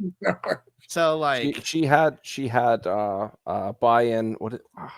So yeah, I'm not from that. I'm not there, so I'm not completely in tune to it. What was the word they used? Word salad. Like you for X amount, you could listen to her word salad or something. Oh, yeah, I don't know. I loved and not a single meme coin out of her. It's crazy. Yeah. That pissed me off so much. I'm not gonna lie. Where's my Trump coin?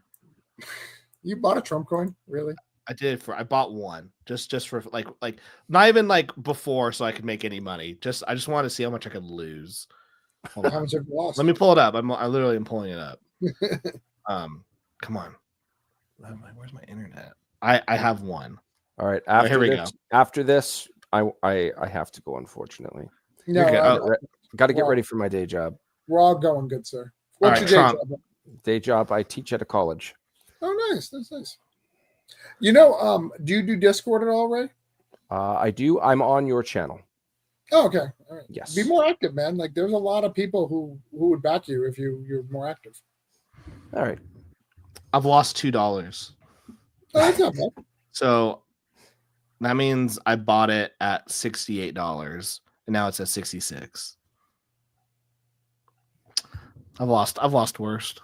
But when he dies, it's gonna go up. Scott, I mean, dude, I was told by secret channels that like I had to get in early on this like Hawk Tua coin. So I was like, say no more. You spent a lot on that. Say no more. Okay, all right, joking aside, I made like 20 grand off of crypto with some pretty good trades. And then my friend was like, yo, you got to get into ApeCoin. And like, he'd already made a shit ton of money. And he was like, Justin Bieber's got ApeCoin. All these celebrities got ApeCoin. And I went, are you sure? He goes, yeah, you got to get on ApeCoin. And on this date, it's going to like 100x. So I followed everyone. Everyone was saying it's this day. So I got in early. I put 10 grand in. Bro, I lost 10 grand in 5 minutes. I watched it go down. I threw up all over my basement. I physically threw up, and I've never done crypto since, which sucks because I don't play that game. Which sucks though, because I turned $400 into 20 grand. So I know I was feeling like a genius, and then you lose 10 grand in 5 minutes. I have a friend who gave me a Bitcoin. Like I literally had a Bitcoin, like which I know is worth tons, and I literally just laughed at him and threw it away one day. Oh, Travis! Travis, do you ever have those moments where you're like, I could have been rich? Yeah. Well, and he it was a joke to him too. he gave it to all his friends, like, because he mined them. He was like day one Bitcoiner. Like, here's a one for you, here's one for you, here's one for you. Yeah, it wasn't that many. It was like he didn't have a lot of friends, so it was only like 4 or 5. Like, I'm not okay. But yeah, and he didn't even keep one for himself. But like, shit, dude, I got, my friend told me to buy Bitcoin at 7,000. I was like, no, I don't want to. It went down to 4,000 right before COVID hit. I tried to buy it. My bank wouldn't clear it and said I'd have to wait 24 hours before I could give it me the Bitcoin. I was going to buy 4. I went, but then after the 24 hours, it went to 6,000. And I went, I would only have 3. So, not worth it. I was going to have 4, but I was only going to have 3. Not worth it.